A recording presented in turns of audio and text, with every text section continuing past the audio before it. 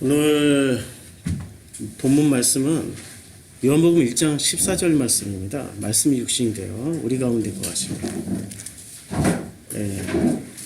우리가 그의 영광을 보니 아버지의 독생자의 영광이요 은혜와 진리가 충만하더라, 이렇게 되어 있습니다. 우리가 이 말씀을 나누기 전에 굉장히 중요한 말씀이거든요. 말씀이 육신이 되어서 우리 가운데 거하신다. 이 말씀은 성경 어디에도 나와 있지 않은, 오직 이 요한복음 1장 14절에만 나와 있는 이 혁명적인 말씀입니다. 이 말씀을 지금 3주째 하고 있다는 것을 눈치채신 분들은 혹시 이 중에 있을지도 모릅니다. 3주째 하고 있습니다. 4주째 할지 아니면 오늘 끝날지 그는 모를 일입니다.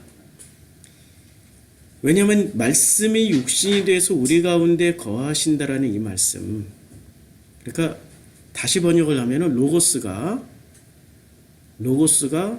육신이 되어서 나와 똑같은 몸뚱아리가 되어서 병도 걸릴 수 있고 암에도 걸릴 수 있고 배고플 수도 있고 허기질 수도 있고 목마를 수도 있고, 이런 나와 똑같은 몸 안에 로고스가 들어와서 우리 가운데 거하신다라는 그 말씀이 신약 성경에 한 5번밖에 안 나오거든요.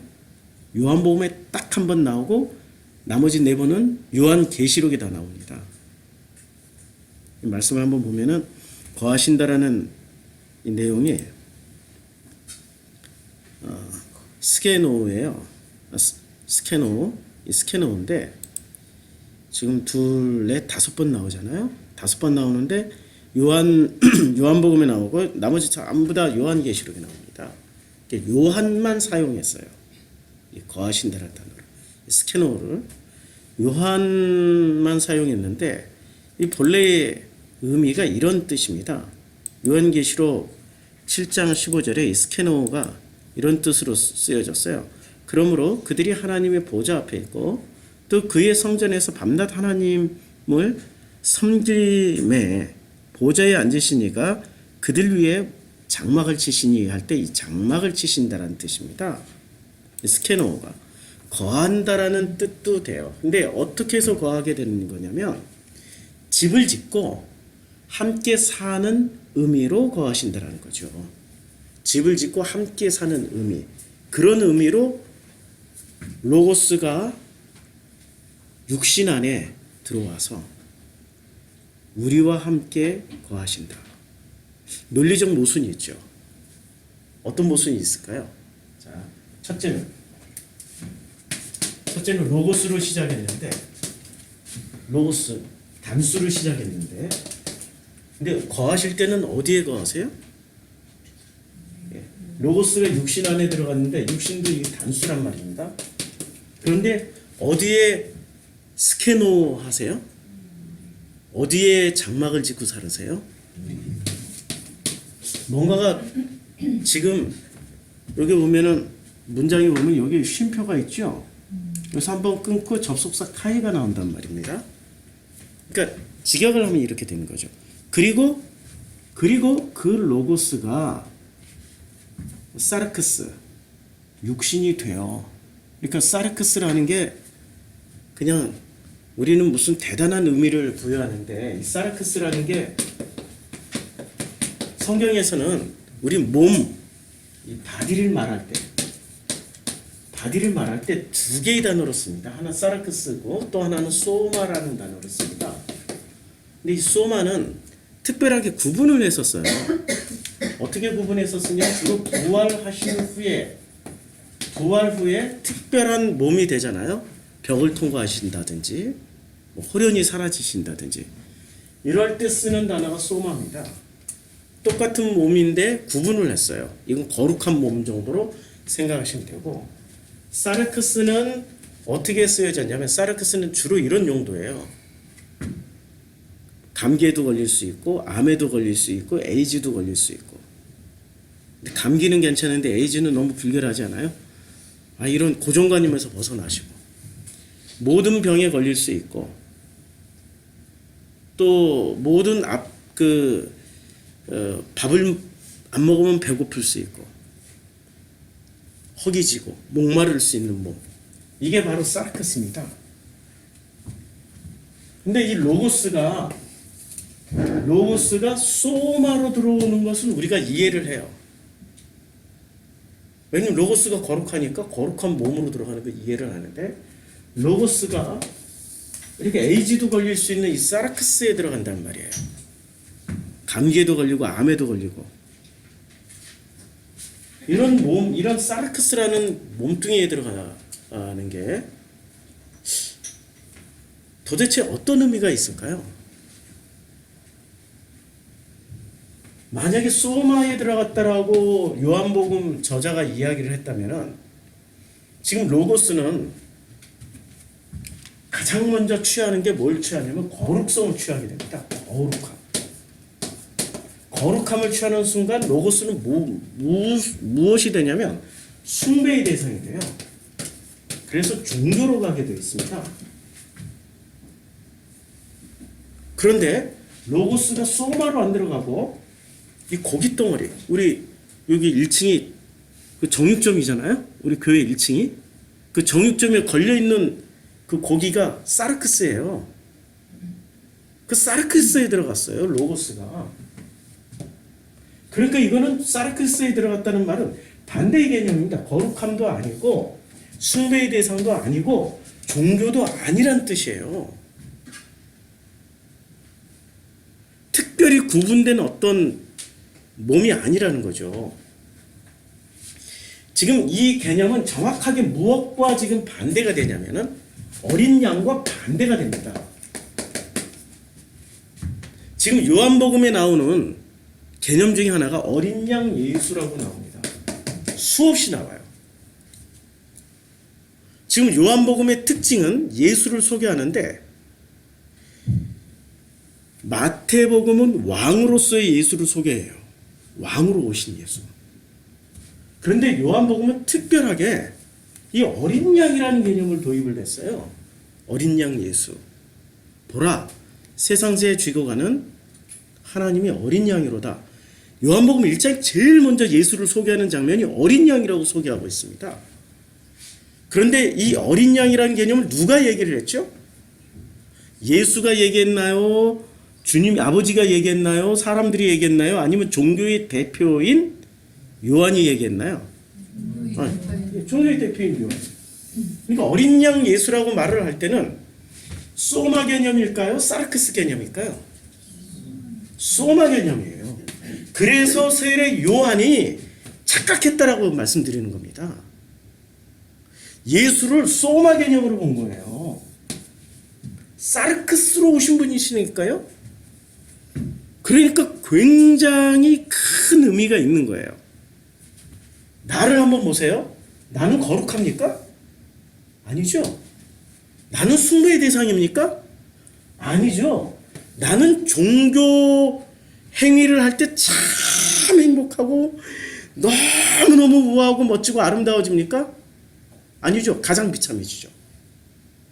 종교 행위를 하면 할수록 못한다라는 것을 확인하잖아요. 율법을 지키려고 하면 할수록 안 된다라는 것을 확인하잖아요. 그러니까 이 로고스가 만약에 소마에 담겨서 왔다면은 저희들에게는 좌절이 될 겁니다. 우리가 될 수 없다는 얘기죠.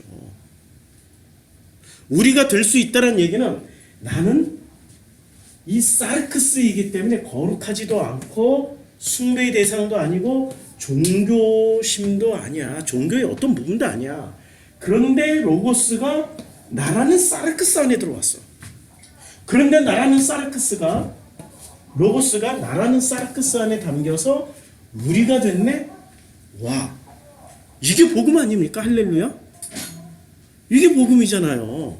전혀 자격이 없고 아무것도 아닌데 이렇게 담아주신다라는 말씀을 지금 하시고 있는 거죠.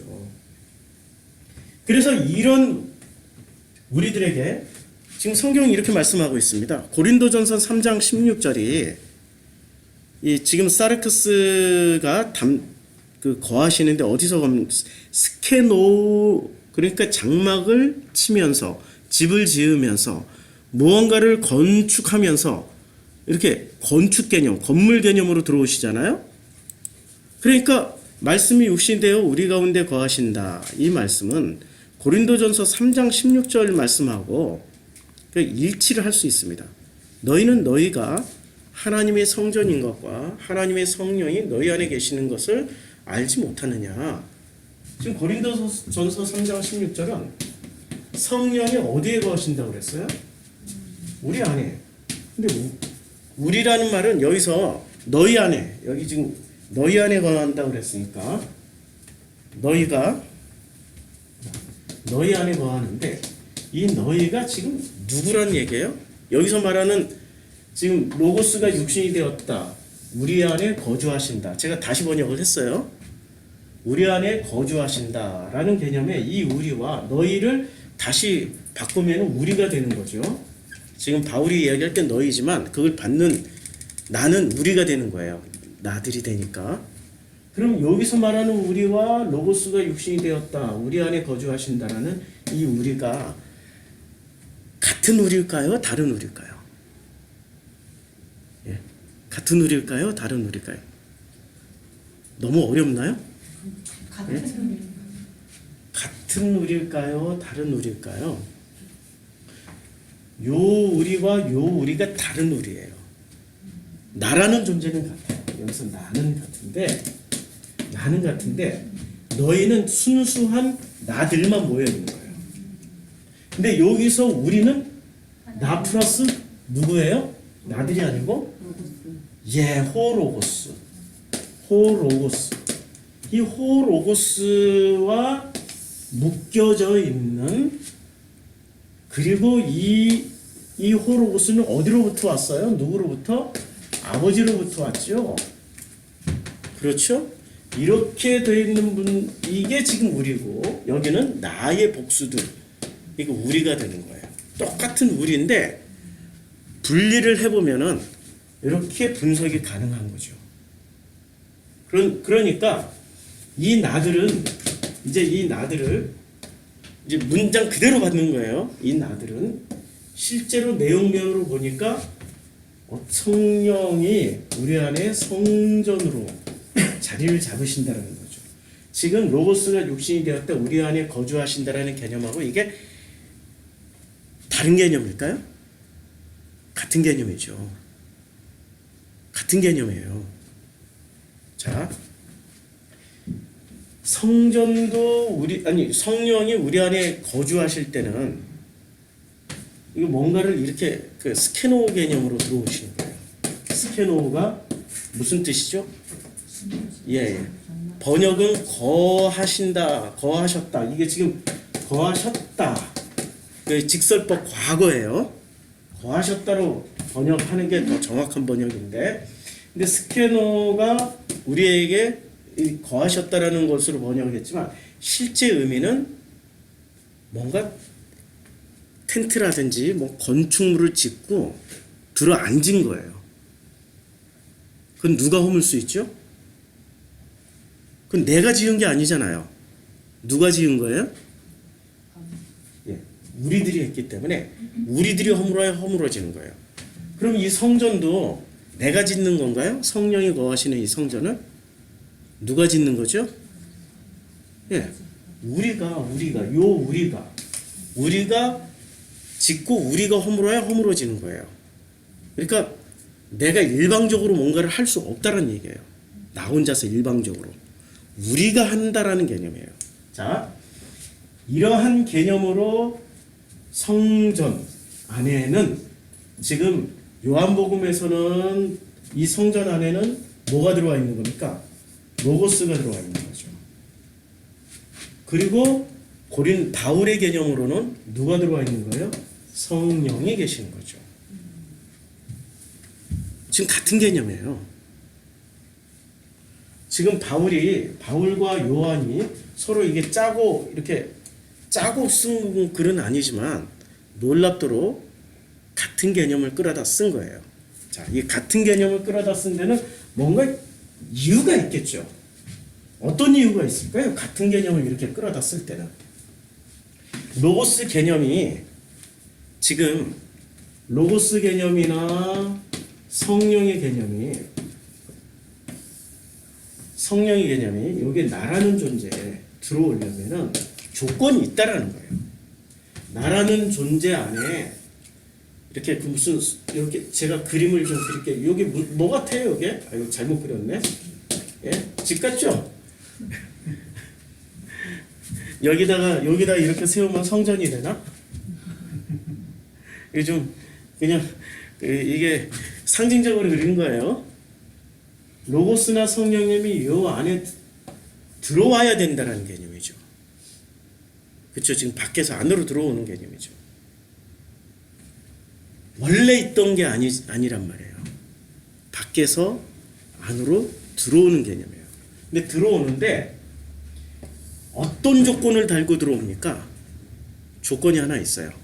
무슨 조건을 달고 들어와요? 나가 연합을 해야 돼요. 누구랑? 예. 아버지로부터 온, 전부 다 아버지로부터 온 코로고스와 그 다음에 성령과 연합이 돼서 하나가 되어서 이게 하나가 된다. 하나가 되어서 가장 좋은 말인 우리가 되면은 로고스와 성령이 우리 안에 어떤 집을 짓고 거기 거주하게 된다라는 거죠. 그런데 이 개념은 놀랍게도 우리 셈족의 개념입니까? 아니면은 야벳의 개념입니까? 아리안들의 개념이에요. 아리안들의 개념입니다.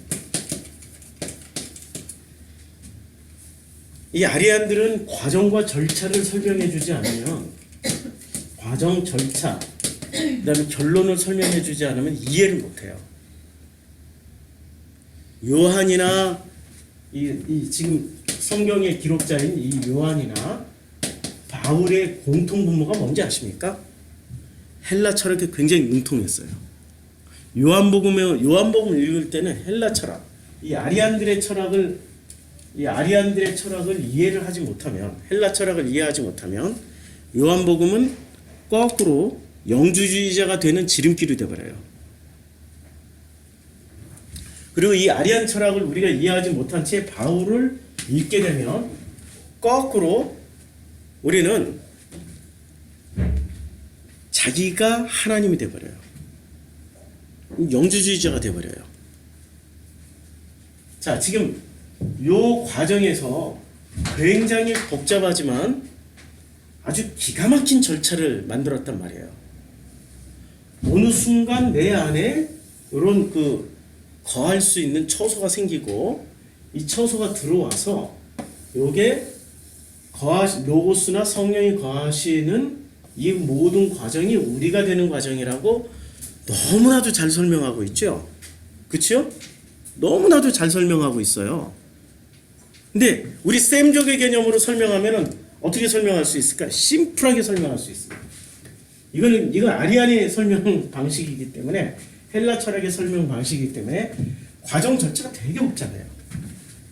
왜냐면 왜 이렇게 설명할 수밖에 없죠? 헬라 철학으로.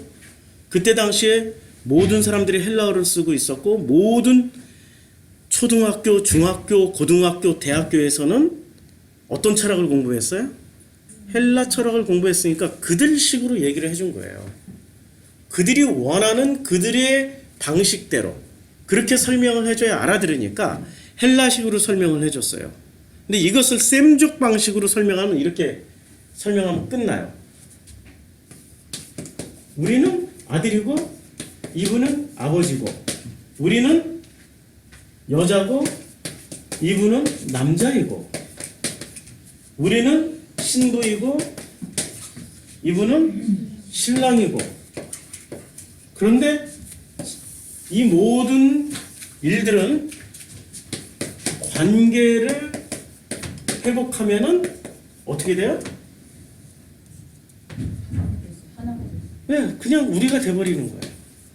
아주 심플하게 관계 회복이라는 단어 하나만 딱 가져오면 끝나요.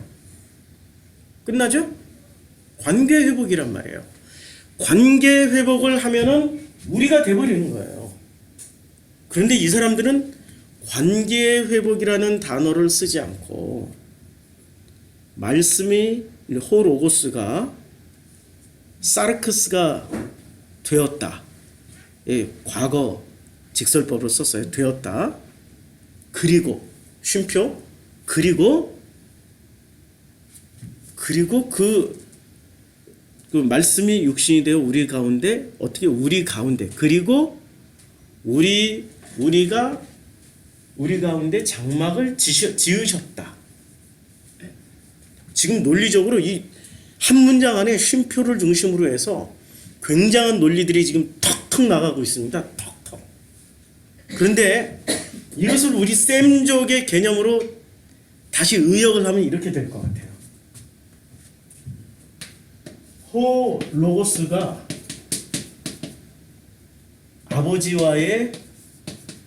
아버지와 나와의 관계를 회복하셨다. 그러면 너무 심플해요. 그렇죠? 논리적으로 넘어갈 필요도 없고 우리는 호 로고스가 아버지와 나와의 관계를 회복하셨다. 끝. 회복된 관계를 보니 아버지께서 그렇게 원하시던 단 하나의 유일하신 영광이 되어버렸다. 그 영광이 된 우리들을 보니까 아버지의 은혜와 진리가 충만했다. 심플하죠? 복잡한 과정이 없는 거예요.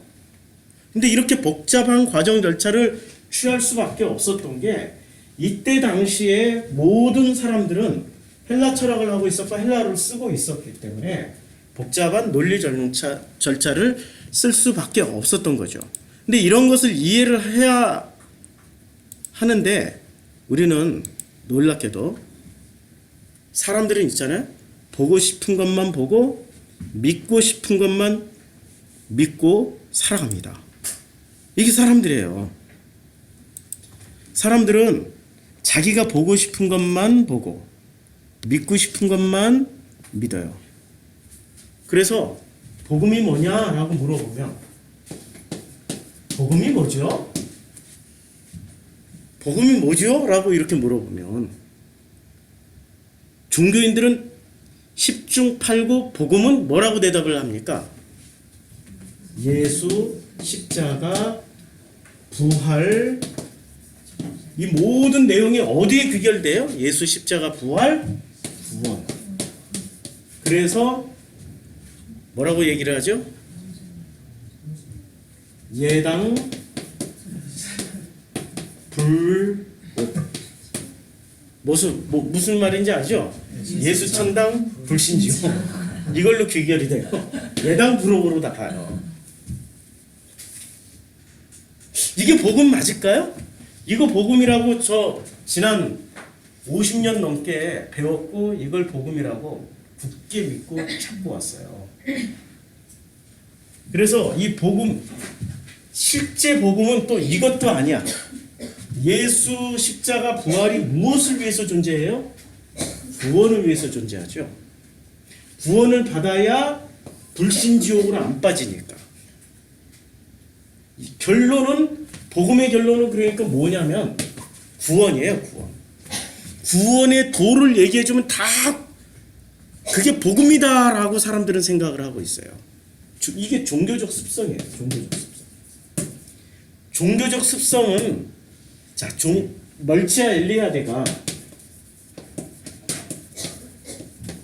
멀치아 엘리아데라는 종교학자, 아주 유명한 종교학자가 있습니다. 이 학자가 성과 속이라는 책, 안 읽어보셨으면 꼭 한번 읽어보세요. 좀 어렵긴 해도 성과 속이라는 책에서 무엇을 얘기했냐면 종교의 기본 개념은 구분이다 이거예요. 구별한다. 이 구별함을 어디서 찾아냈을까요? 엘리아데는 레위기에서 찾아냈어요. 레위기의 특징이 뭐죠? 전부 다 거룩한 것과 거룩하지 않은 것을 구분하는 거예요. 제물로 소를 한 마리 잡더라도 소 한 마리 내에 거룩한 것이 있고 거룩하지 않은 것이 있어요. 거룩한 것은 뭐죠? 소 한 마리 딱 잡았어요. 드디어 소 한 마리를 잡았어요. 목숨을 끊어버렸어요. 그럼 제일 거룩한 게 뭐가 돼야 돼요? 일단은 소 잡을 때 제일 거룩한 게 목숨이 돼야 되는데 목숨은 거룩하지 않은 거예요. 그런데 그 중에 이제 죽은 소예요. 지금은 목숨이 떠난 소예요. 목숨이 떠난 소의 어느 부위가 제일 거룩합니까? 제일 거룩한 부분이 어느 부분이세요? 기름. 일명 비계. 기름이 제일 거룩한 거예요. 그러면 이게 제일 거룩한 개념이 되고 제일 속스러운 개념. 이게 성스러운 개념은 속스러운 개념의 부위는 어딜까요? 예? 예, 내장 속에 있는 똥. 요건 쫙 순대 발라내듯이 쫙 발라내가지고 다 모아서 밖에다 버려버려요. 거룩한 것은 어떻게 돼요? 그런데 불결한 것, 부정한 것은, 속스러운 것은 어떻게 돼요? 다 모아서 밖에다가 버려요.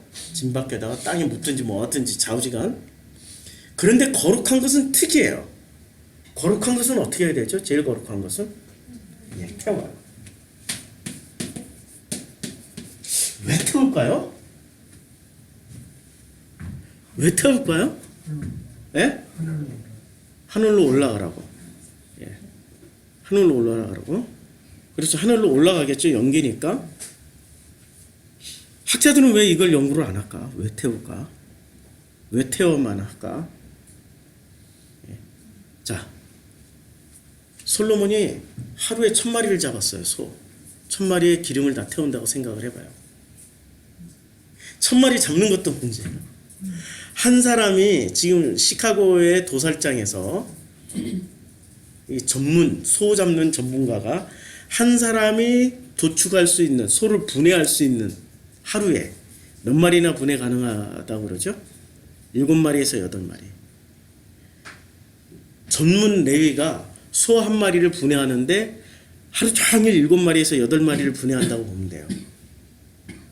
1000마리를 잡으려면 레위가 몇 명 들어가야 되죠? 레위가 최소한 몇백 명이 들어가야 되는 거예요. 그리고 문제는 그 1000마리의 소에서 나오는 그 피는 어떻게 감당이 돼요? 소는 사람의 몇 배란 말이에요. 그 몸에서 나올 수 있는 피의 양도 어마어마할 텐데 예루살렘 길바닥이 전부 다 이 피로 홍건하게 고여 있어야 되겠죠. 근데 예루살렘에는 피가 고여 있다라는 기록은 한 번도 없어요. 그럼 성전 안에는 뭐가 처리 장치가 돼 있어야 되는 거죠? 하수 종말 장치 같이 피 처리 장치가 돼 있어야 돼요.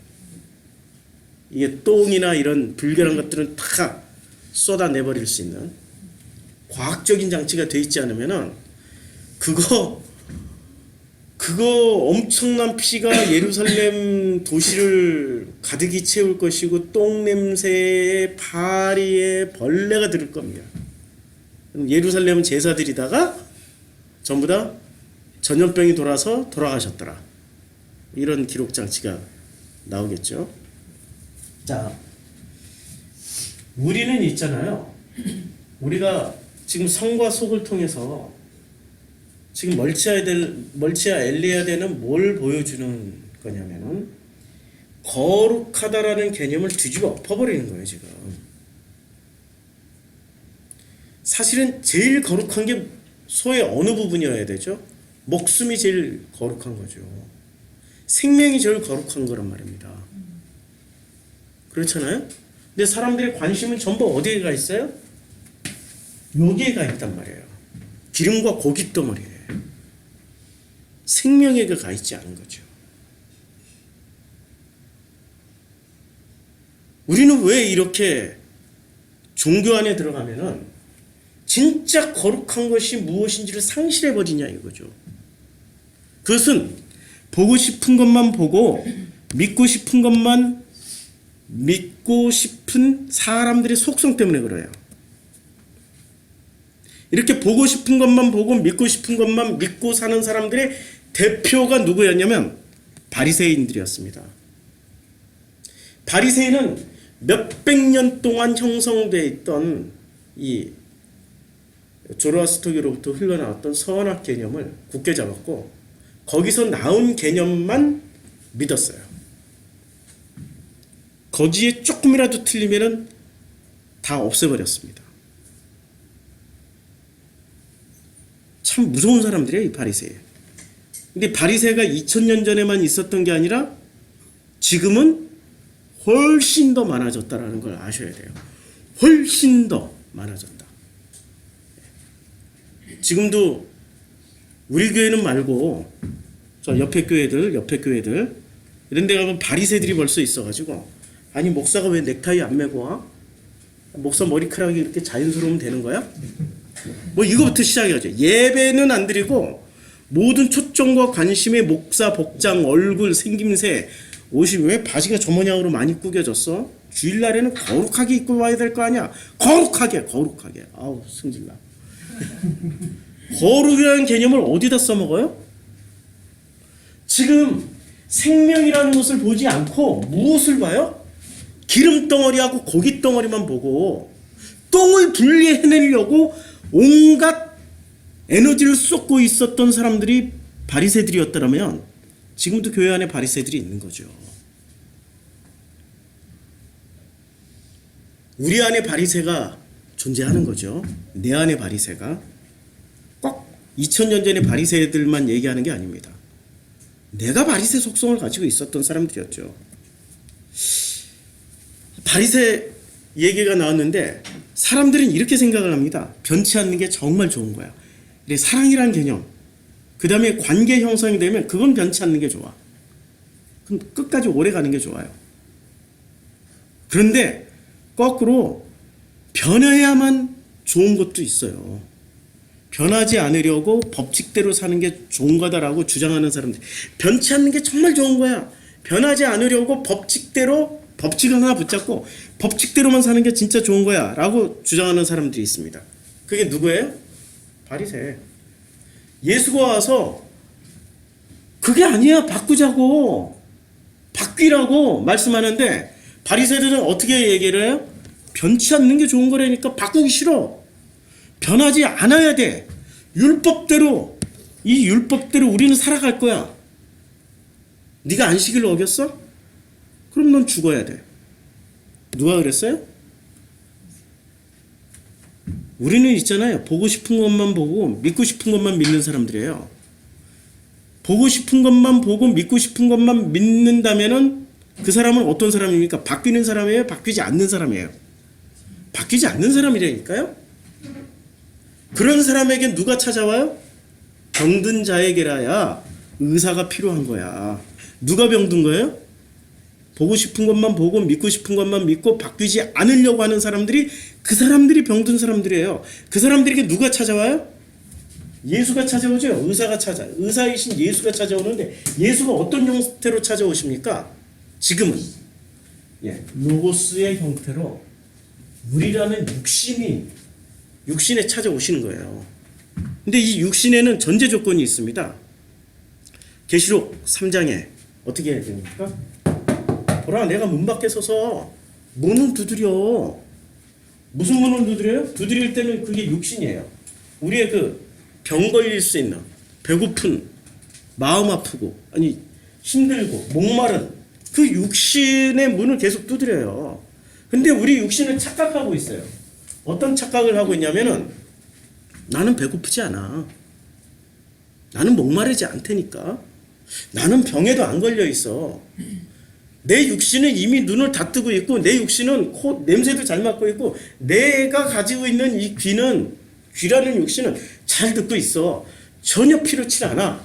나는 바꿀 필요도 없고 너에게 문을 열 필요도 없어라고 얘기를 해요. 그런데 이 홀로고스는 어떻게 돼요? 예수로 오신 이 홀로고스는 끊임없이 문을 두드리고 있어요. 두드리면서 뭐라고 말씀하고 있습니까? 너희는 진짜 배고픈 사람들이야. 내가 먹여줄게. 너희는 정말로 목마른 사람이야. 물을 줄게. 너희는 눈을 떴다고 하지만 눈을 못 뜨고 있어. 눈 뜨게 해줄게.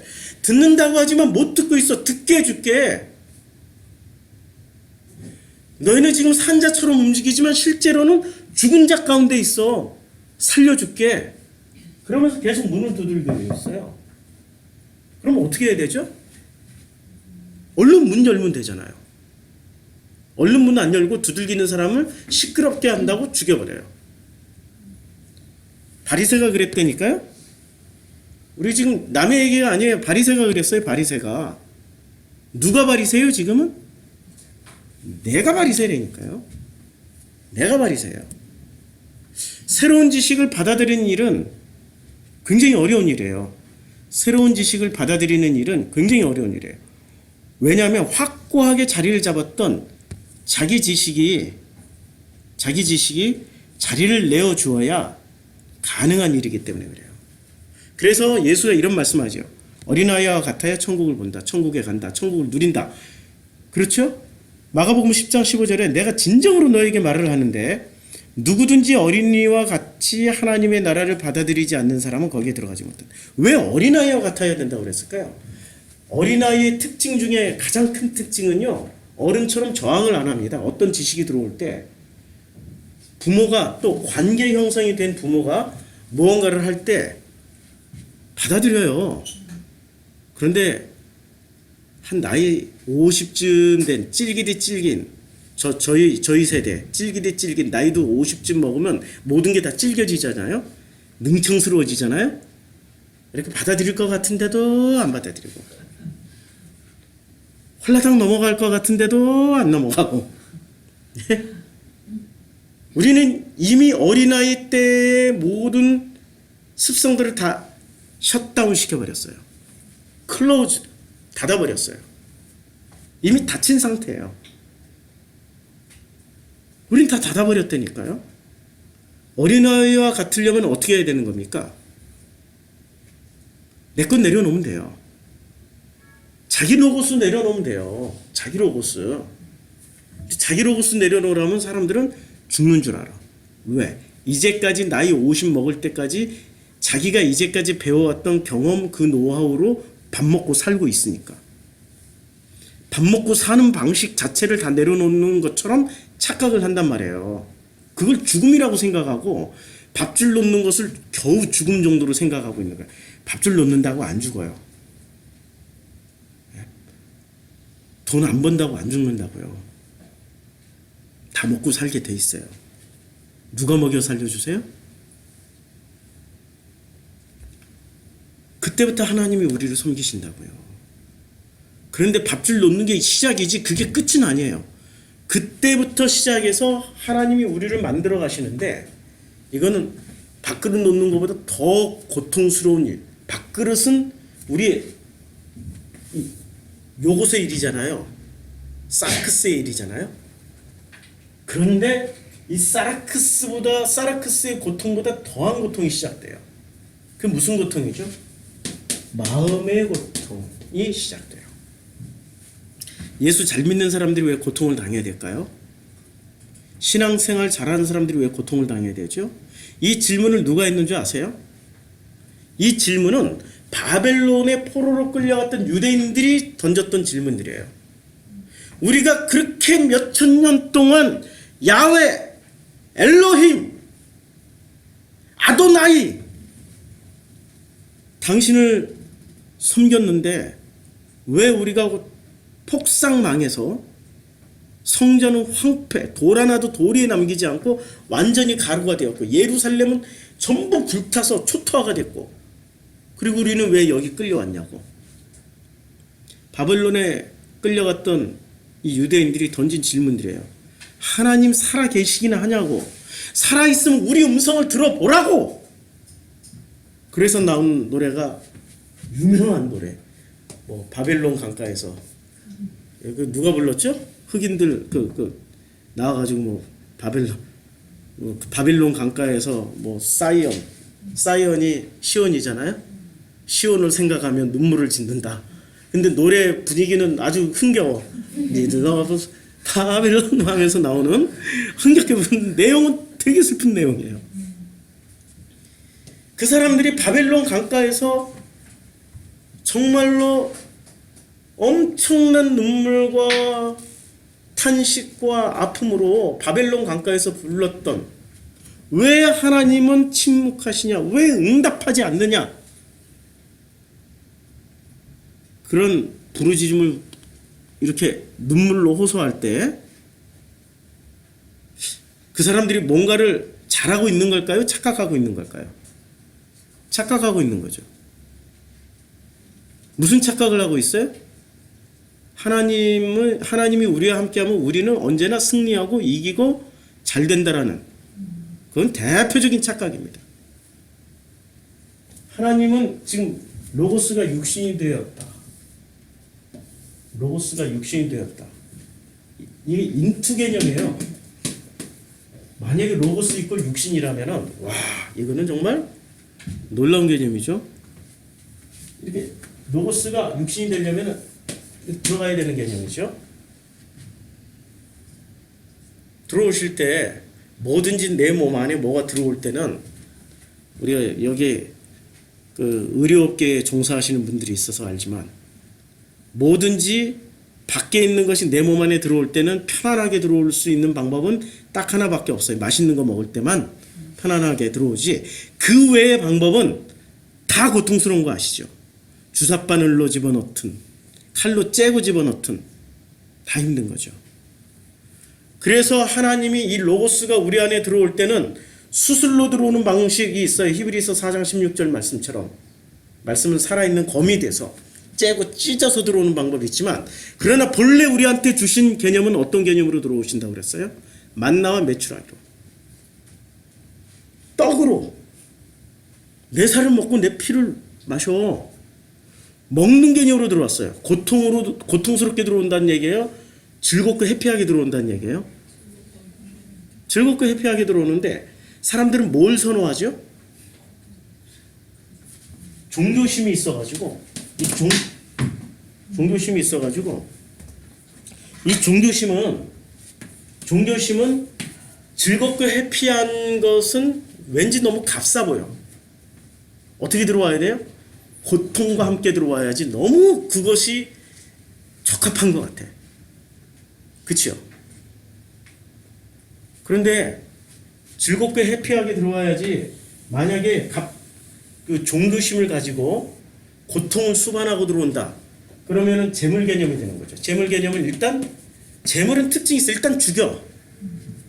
목숨을 끊어놓고 시작한다니까. 재물을 바칠 때는 목숨 끊어놓고 바쳐요.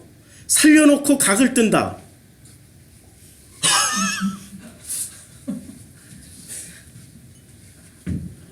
그 유대 종교는 잔인한 종교가 됩니다. 예?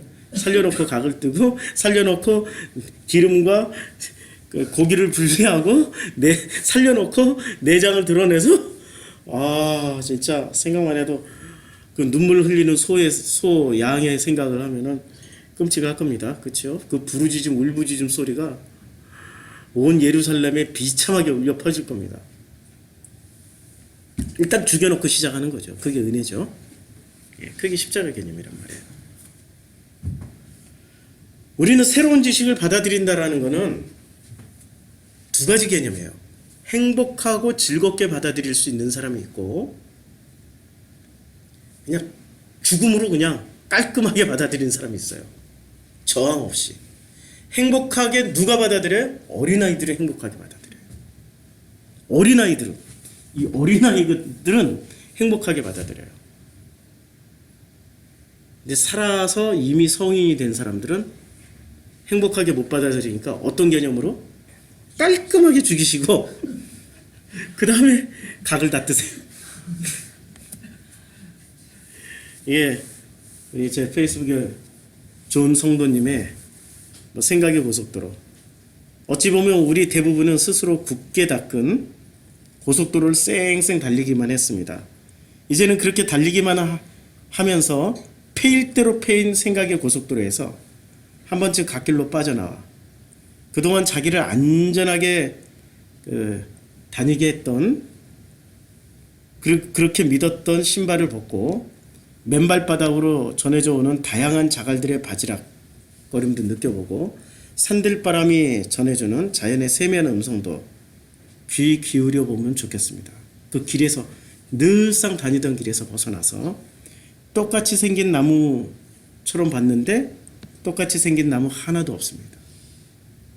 생각의 고속도로를 달릴 때는 똑같이 생긴 자갈, 길바닥에 돌인 줄 알았는데 막상 맨발로 걸어보니까 똑같은 게 하나도 없습니다.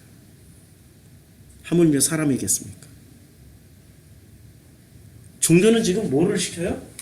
종교는 전부 다 회개를 시켜요. 종교의 특징은 전부 다 하나로 만들어요. 하나로. 무엇으로 하나 만들어요? 종교가 원하는 어떤 시스템으로 회개를 시켜버린다고요. 이게 종교예요. 근데 복음은 어떻게 만들어요? 각자 다르게 다 만들어요. 우린 창조물이잖아요. 창조물이 아니, 공장에서 찍어낸 물건이 아니란 말입니다. 우린 각자 생김새가 다르듯이 마음도 각자 다 각자의 마음을 가지고 있어요. 그럼 마음껏 펼치면서 살아야죠. 이 세상의 지식은 세 가지 지식이 있습니다. 제가 이렇게 분류한 게 아니라 이 사람이 분류해놨어요. 유발 하랄이라는 교수가 이렇게 분류를 해놨어요. 이 세상에는 종교 지식이 있고 과학 지식이 있고 인문학적인 지식이 있습니다. 그런데 우리 종교인들은 뭐만 붙잡고 살아요?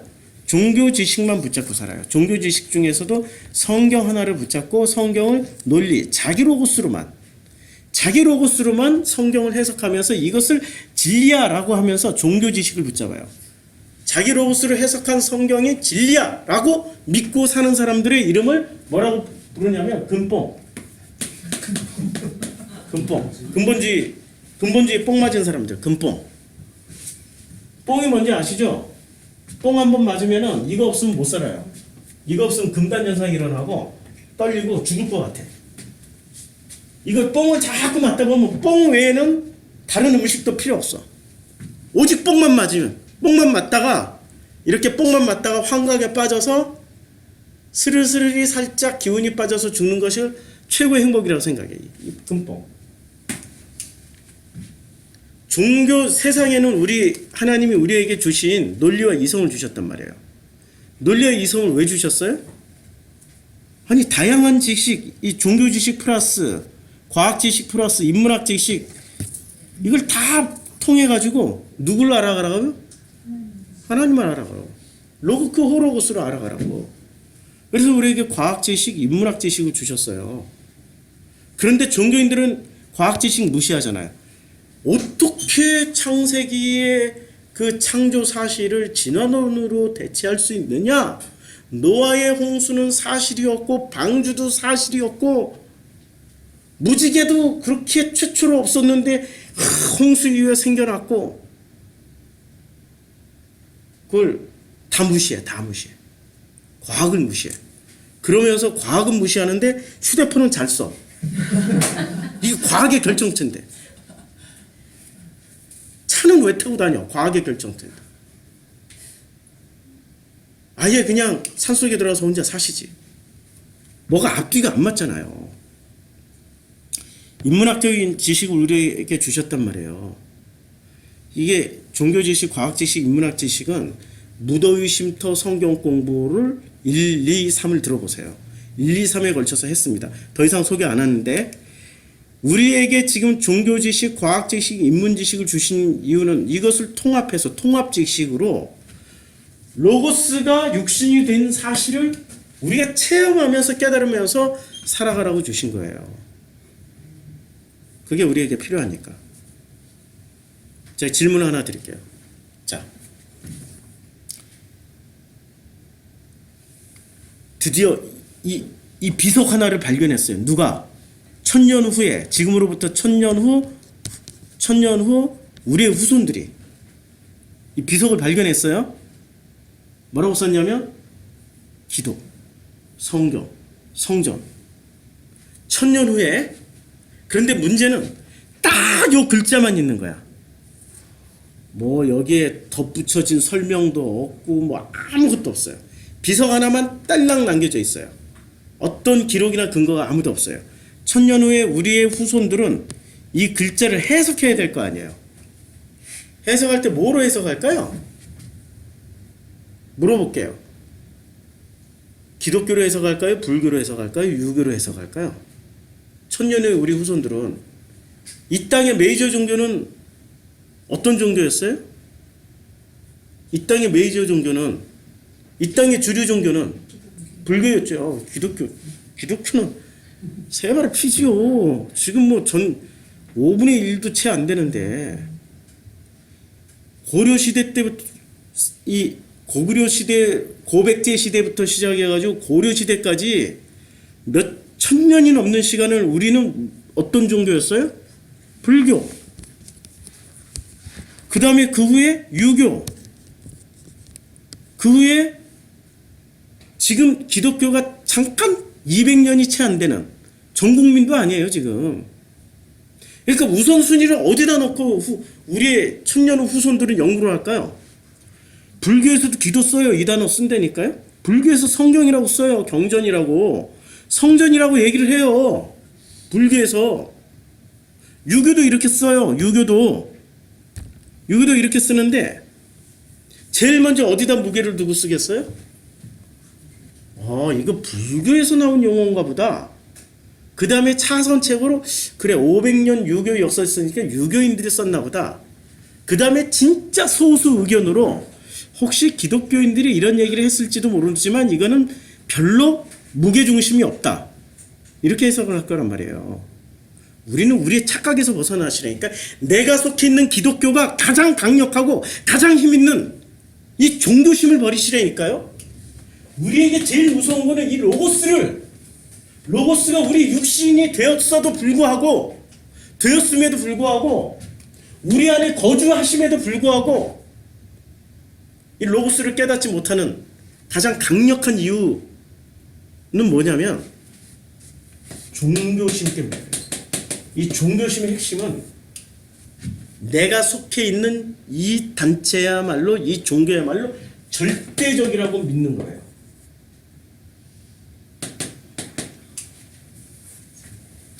예수 탄생 1000년 전에 그때 유대 북이스라엘 나뉘어 있을 때, 그때 제가 북이스라엘을 이렇게 구경을 한번 하러 갔었어요. 예, 지금으로부터 3000년 전을 타임머신 타고 이렇게 구경하러 갔었어요. 구경하러 갔는데 깜짝 놀랐어요. 와, 절대지존 하나님은 누구였을까요? 북이스라엘 가서 이렇게 쭉 봤더니 바알이 돼 있어요. 하나님이 아니라니까요.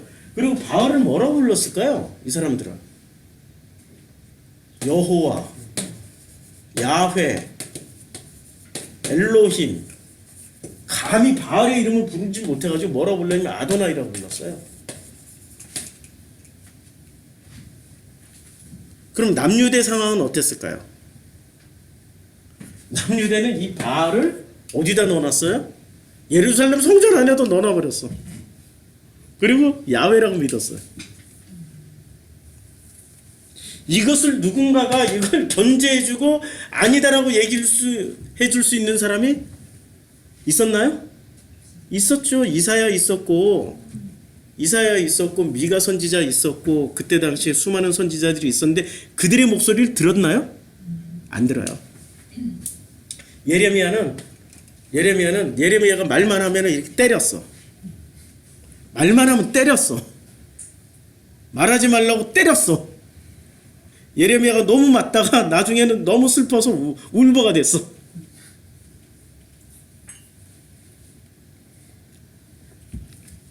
지금 1000년이라는 시간이 지나가면요, 우리는 그 시절을 몰라요. 제대로 복원이 안 돼요. 복원을 할 수가 없어요. 근데 문제는 성경이 몇 천 년에 걸쳐서 쓰여진 책이란 말이에요. 예를 들어서 이 성전이란 단어가 수메르어의 에갈에서 나왔어요. 수메르어의 에갈에서 나왔고, 아카드어의 에칼루에서 나왔어요. 이것이 에라는 발음에 뭐가 하나 이렇게 찍혀 있는데, 이것을 우리는 발음을 해라고 불렀어요. 누가? 히브리 사람들이. 그래서 에갈, 에칼루, 헤칼로 바뀌었어요. 헤칼. 그럼 성전을 왜 수메르어 아카디어를 그대로 받아가지고 에가를 그대로 받아서 왜 헤칼로 썼을까요? 이게 헤칼이에요 지금. 헤칼. 이게 헤칼입니다. 왜 요 헤칼로 왜 썼을까요? 성전이라는 단어를 왜 그대로 수메르어 아카드어 시브리어를 왜 이렇게 그대로 받았을까요? 이거 어떻게 받았는지 설명이 되나요? 설명 불가능이죠. 우리가 이 시절로 돌아갈 수도 없고, 다만 학자들이 어떻게 추측을 하냐면 이렇게 추측하는 거예요. 수메르의 성전 에가를 볼 때 사람들이 와, 너무 끝내준다. 너무 끝내준다. 저는 서울시 지금 여기 구로에서는 안 보이지만 구로에서는 안 보여요. 신도림에서도 안 보여요. 근데 조금만 가면은 뭐가 보이냐면, 전에는 남산타워가 보였는데 요새는 남산타워는 이쪽에 있다면, 북쪽에 있다면, 이게 동남쪽에 남산타워만큼 뚜렷하게 보이는 게 있어요. 뭐죠? 롯데타워. 롯데타워다.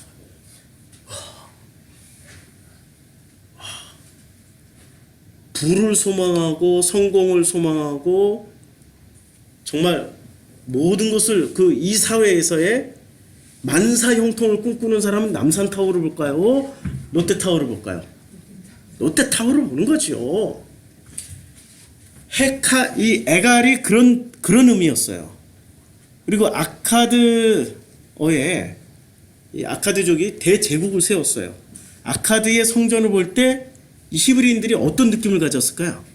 이야, 우리도 저렇게 멋지게. 그러니까 그대로 받아버린 거죠. 헤칼로.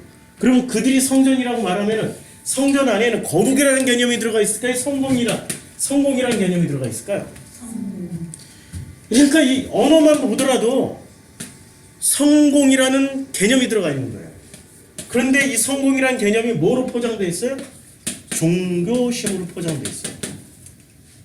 종교심을 빼야 된다니까요?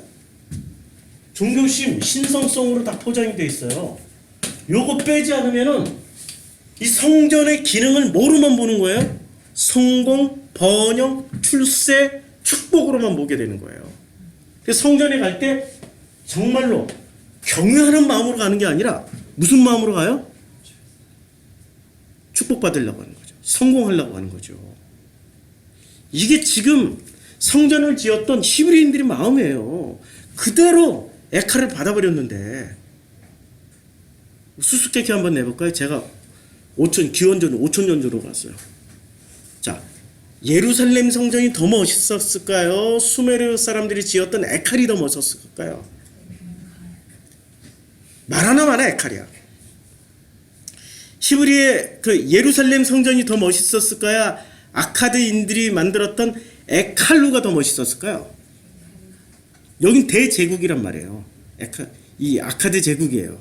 에칼루가 비교도 안 되게 금덩어리, 은덩어리, 사이즈 압도적으로 멋있었죠. 그러니 그걸 그대로 본따서 만든 거죠. 몇천 년 전을 복원하는 일이라는 건 불가능에 가깝습니다. 그런데 성서를 복원해서 읽어야 된다라고 말을 하면은 도대체 뭘 복원해요? 타임머신 타고 와서 봐야 되나요? 아니거든요. 저 타임머신 타고 간 적이 없어요. 근데 어떻게 이렇게 제가 설명을 할 수 있을까요? 놀랍게도 모든 것에는 공통분모가 있습니다. 1000년 전, 2000년 전, 5000년 전, 몇천 년 전이니까 공통분모가 있어요. 이 공통분모만 알면은 다 해석이 가능해요. 공통분모가 뭘까요? 이 몇천 년 전에 인류사의 공통분모. 이 공통분모가 있어요. 이것을 그 공통분모로 성경은 이렇게 표현하고 있습니다. 전도서 1장 9절과 10절에서 이미 있던 것이 후에 다시 있겠고 이미 한 일을 후에 다시 할지라. 해 아래는 새 것이 없나니. 새 것이 없어요. 그럼 다 있었다는 얘기예요. 공통분모가 있다는 얘기야. 해 아래는 새 것이 없다는 거는 전 인류사의 전 시대를 거쳐서 언어와 민족과 피부색과 문화를 달리해서 다 사람들 사이에는 흐르고 있는 시간과 이게 공통분모는 일종의 4차원. 시간도 초월하죠. 지역도 초월하죠. 그 다음에 문화와 풍습 모든 걸 다 초월하니까 여기까지 하면은 4차원이 넘죠. 문화와 풍습의 습관의 모든 말, 언어 다 포함. 이건 몇 차원이 되는지 몰라. 이 공통분모. 차원을 다 넘나들 수 있는 공통분모를 주셨어요. 그 공통분모가 뭘까요? 뭐로 이 공통분모로 해석을 해야 되는데 뭐로 해석을 해야 될까요? 과거, 현재와 미래와 지금 이 모든 것을 공통분모 하나 들어가면은 이걸로 해석이 다 돼요. 성경 해석 다 돼. 불교 해석 다 돼. 지구상에 존재하는 모든 경전들 해석 다 돼. 기분 나쁘세요? 성경과 불경 동급으로 나서? 성경과 힌두교의 베다니경을 동급으로 나서 기분 나쁘세요? 우리 기독교인들은 기분 나빠할지 모르지만 힌두교인들은 훨씬 더 기분 나빠요. 성경보다 베다니경이 훨씬 몇천 년 전 앞서 있었거든요. 그분들 진짜 자존심 상해할 거야. 올려놓고 비교하는 것만으로도. 그게 종교심 때문에 그런 거죠. 종교심 빼셔야 된다니까요. 종교심을 빼야 공통분모를 가지고 우리가 가지고 있는 이 책, 성서를 해석할 수 있는 거죠. 그 공통분모가 뭘까요? 그게. 이 공통분모를 찾기 위해 가지고 불투만 같은 학자는 탈신화를 했어요. 번역을 어떻게 했냐면 비신화라고 번역을 했어요. 비신화. 근데 비신화가 아니고 신화에서 벗어나자 이거야. 엑소더스 하자. 엑소더스 해가지고 이 엑소더스 한 성서를 통해서 성서가 무슨 얘기를 하는지 본래의 것을 한번 들여다보자 했는데 성공했을까요? 오히려 실패했어요. 이 불투만은 지금 이 금뽕들이 불투만 하면은 뭐라고 얘기를 하는 줄 아세요? 이를 갈아요. 불투만 하면 이를 갑니다. 죽이고 싶어하는 인물 중에 넘버원이야. 불투만이. 왜? 자유주의 신학을 드디어 열었다. 감히 성서를 신화라고 얘기를 해?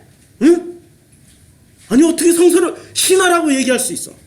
성서가 신화야? 성서는 진리지. 아니 성서 자체가 진리예요? 성서에서 말하고 있는 로고스가 진리예요? 성서의 로고스가 진리인 거죠. 로고스가 담겨 있으니까 진리. 로고스가 아무리 담겨 있어도 로고스를 해석하지 못하고 로고스를 발견하지 못하면 성서가 진리가 될 수 있습니까? 그건 전혀 상관없는 책이 돼요. 마치 이슬람이 성서 아무리 읽어봐야 이슬람 신자하고 성서하고 상관없는 거예요. 로고스하고 상관없는 거예요. 성서가 진리가 될 수 있는 것은 로고스를 읽고 해석을 해낼 줄 알 때 성서가 나에게 진리가 돼서 오는 거죠. 종교심 하나 가지고 지키려고 하는 이 금뽕들. 이 불투만이 결국엔 실패를 했어요. 합리주의, 이성주의에 빠진 유럽인들에게 성서를 이해할 수 있는 시도를 했는데 그런데 그들이 성서를 합리적으로, 논리적으로 잘 이해를 했을까요? 종교 지식, 과학 지식, 인문학 지식으로 잘 이해를 했을까요? 이해를 못했기 때문에 1차 세계대전이 일으킨 거 아니에요. 이해를 못했기 때문에 2차 세계대전 일으키고 유대인들을 아리안의 순수 혈통을 지키기 위해서 유대인이란 이 잡종을 다 죽이자 600만 명을 학살한 거 아닙니까? 이게 서구의 그 합리와 이성의 끝판이에요. 끝판. 전쟁이라는 게. 근데 불투만이 이렇게 얘기했죠. 하늘이라고 말할 때 우리가 생각하는 하늘은 어떤 개념이 과학적인 개념은 이미 하늘은 수많은 공기층들에 있고 하늘 너머에는 하늘이 파랗지 않고 시커먼 하늘인데 우주 공간이 하늘인데 우리는 이렇게 생각한단 말이에요. 근데 구약과 예수 시대 사람들은 하늘을 어떻게 생각했을까요? 하늘일 걸 권위, 능력, 힘이라고 생각한 거죠. 높은 데서. 우리 개념이 서로 다르단 말이에요. 이걸 어떻게 공통분모로 가지고 해석할 수 있냐 이거죠. 이런 개념이 서로 다른데 어떻게 공통분모를 가지고 해석할 수 있죠? 해석할 때 두 가지 방식이 있어요. 실제 하늘이란 실제 증명을 하는 거예요. 그래서 하늘은 실제로 존재해. 그래서 증명을 해내는 거야. 하늘은 뭐라고 증명을 해요? 하늘은 하나님이라고. 말이 안 되잖아 지금. 하늘이 하나님이라고. 이 하나님이 하늘이라고 이렇게 존재 증명하는 사람들이 있어요. 왜 이렇게 존재 증명을 할까요? 하늘만큼 센 데가 어디 있어요?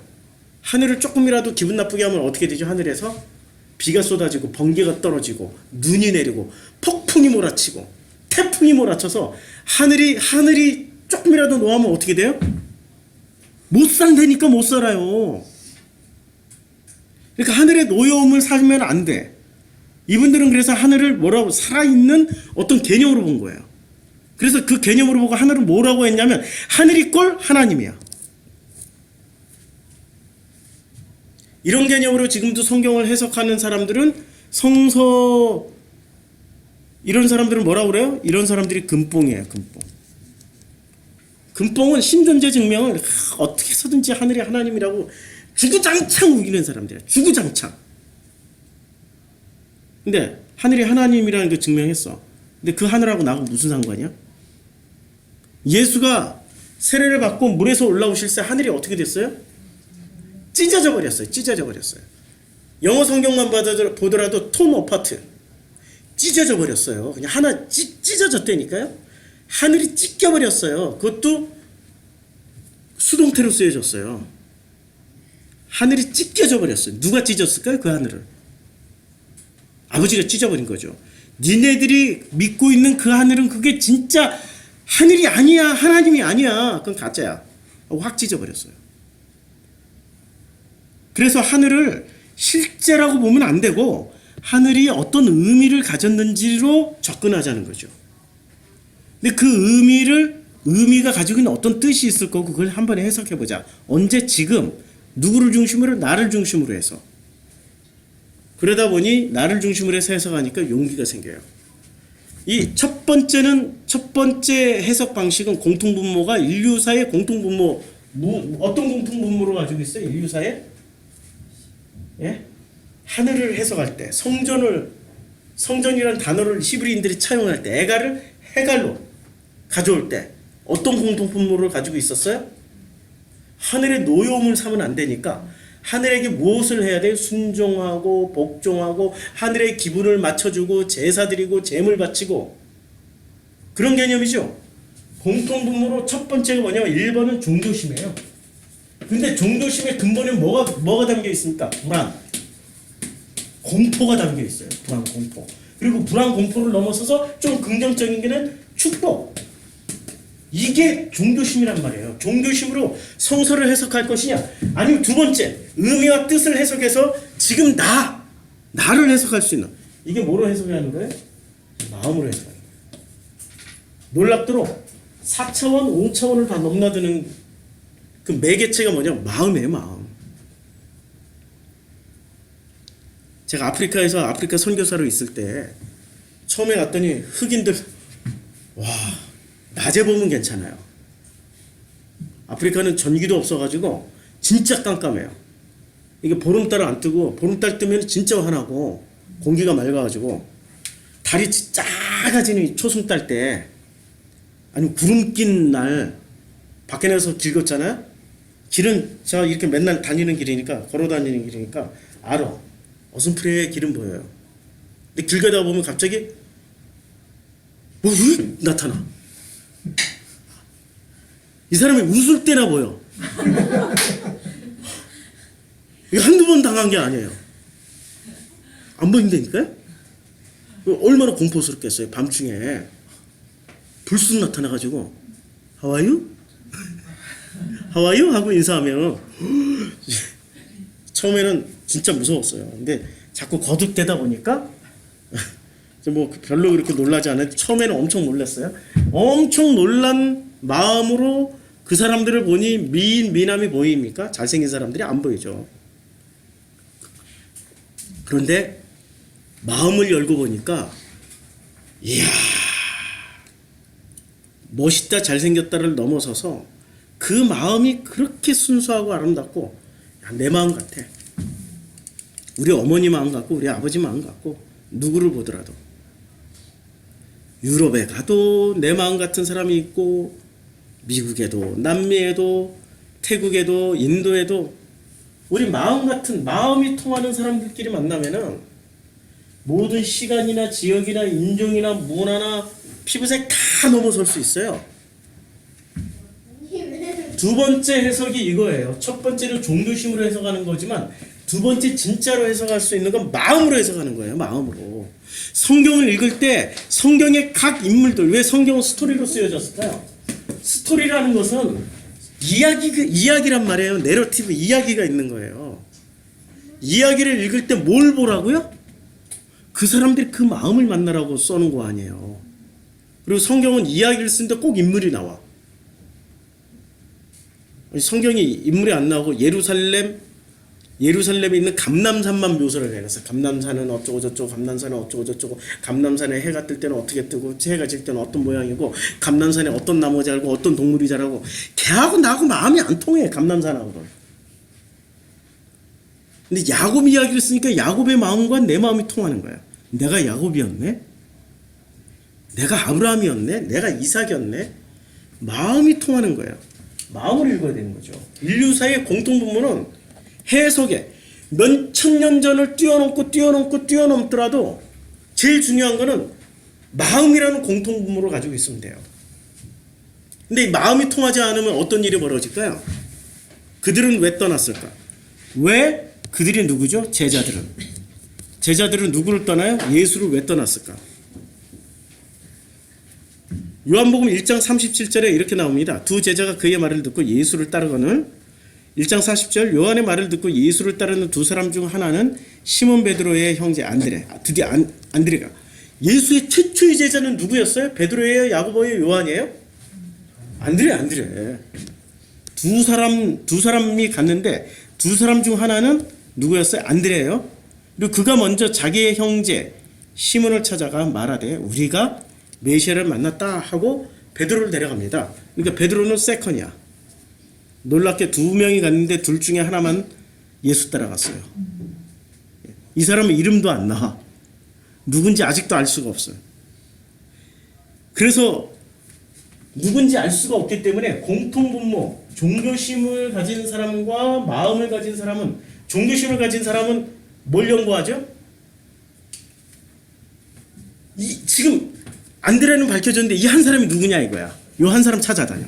일평생 요 한 사람 찾으러 다녀. 찾았어. 그게 무슨 상관이 있어 나하고? 찾아냈다니까? 찾아내는 사람이 있어요 진짜. 역사적 자료 다 찾고 막 타임머신까지 타고 가가지고 찾아내. 그게 무슨 상관이 있냐고. 그게 뭐가 중요하냐고. 근데 마음으로 읽는 사람은 안드레에 집중하는 거야. 안드레는 왜 찾아갔지? 이 마음이 뭐지? 그렇죠. 마음을 찾아가는 거예요.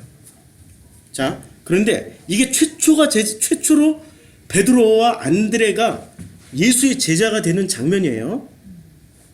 원래 요한의 제자였다가 예수의 제자가 됐어요.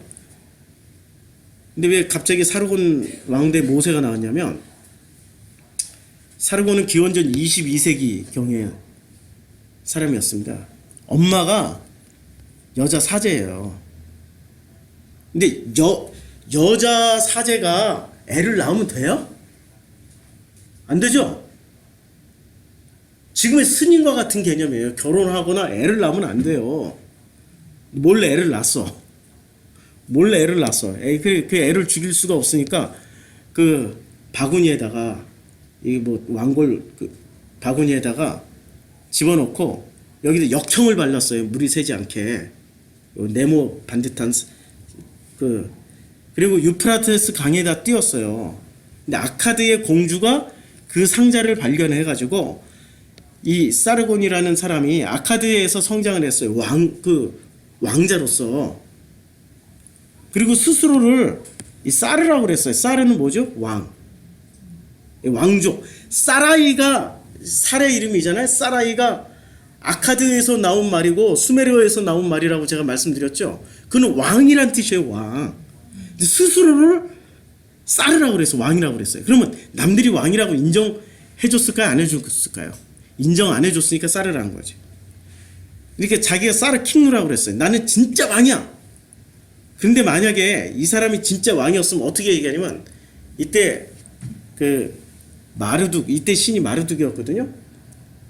마르둑의 사랑을 받은 자라고 표현을 했겠죠. 여호와의 사랑을 받은 자, 나 사르곤은 이렇게 표현했겠죠. 진짜 정통성을 가진 사람은 여호와의 은혜를 입은 자, 여호와의 택정함을 입어서 태어난 나 왕 무슨 다윗은 이렇게 얘기했겠죠. 그렇게 얘기를 안 했다라는 거는 이 사람은 철저하게 그 물에서 주워온 애야. 물에서 주워온 애예요. 그러니까 자기를 끝까지 싸르 그래서 이 위대한 왕이 됐습니다. 이 사람이 아카드 대제국을 건설한 사람이에요. 아카드를 조그만 나라에서 대제국으로 만든 사람 사르곤 대왕이에요. 근데 이 이야기를 들어보니까 어디서 많이 듣던 얘기죠. 예? 모세 왕족이 아니에요. 역청에 바른 이 상자에 담겨져가지고 나일강에 버렸어요. 그런데 공주가 발견해가지고 왕족으로 성장했어요. 히브리인들을 이끌었어요. 와, 우리는 이런 얘기를 들으면은 존재 증명하는 사람, 종교심을 가진 사람은 제일 먼저 뭐부터 할까요? 사르곤 이야기와 모세 이야기를, 모세가 먼저 쓰여졌을까요? 사르곤 이야기가 먼저 쓰여졌을까요? 사르곤 훨씬 먼저 쓰여졌다니까요. 훨씬 먼저. 그러면 이 종교심을 가진 사람들은 어떻게 될까요? 사르곤이 가짜! 사르곤 없었어! 사르곤이 짓밟아서 없애는 일을 먼저 하겠죠. 근데 역사적 사실이거든요. 저건 기록에 분명히 나와 있어요. 기록에. 객관적인 기록, 돌비석에 막 점토판에 쓰여져 있단 말이에요. 이게 하나만 나오는 게 우후죽순으로 나와요. 사실은 모세 이야기가 좀 더 카피에 가까운 거지 사르곤이 카피한 게 아니란 말이에요. 종교심을 가진 사람들은 자기 것을 절대적으로 유일하게 만들기 위해서 무슨 짓을 하냐면 왜곡시켜버려요. 왜곡시켜버려. 그런데 마음으로 보는 사람은 이렇게 보는 거죠. 마음으로 보는 사람은 아카드 제국을 건설한 사르공은 자기를 사르 킹이라고 불렀어요. 자신이 높아지는 길을 선택해요. 그런데 마음으로 보는 사람은 달라. 분명히 누가 나와서 강에 버렸다가 공주가 주워서 왕궁에서 성장한 스토리는 같은데 뭐가 다르냐면 사르곤은 자기가 대왕이 되지만 모세는 히브리인들과 광야에서 죽도록 고생하다가 자기는 못 들어가고 자기가 꺼낸 백성들은 가나안 땅에 들어가요. 누구를 높였어요? 자기를 높이는 게 아니라 하나님을 높였어요. 마음으로 보는 사람은 이런 걸 읽어내는 거예요. 지금 누가 더 진짜 종교인일까요? 사르곤이 틀렸어라고 악을 쓰는 사람일까요? 모세가 맞아라고 악을 쓰는 사람일까요? 아니면 거기에 쓰여져 있는 내용 중에 우리의 공통분모가 두 개가 있다고 그랬잖아요. 그 내용이 마음으로 보니까 사르곤은 자기만을 높였어요. 근데 모세는 하나님을 높이는 거예요. 경외가 뭔지를 가르쳐 준 거예요. 경외함이.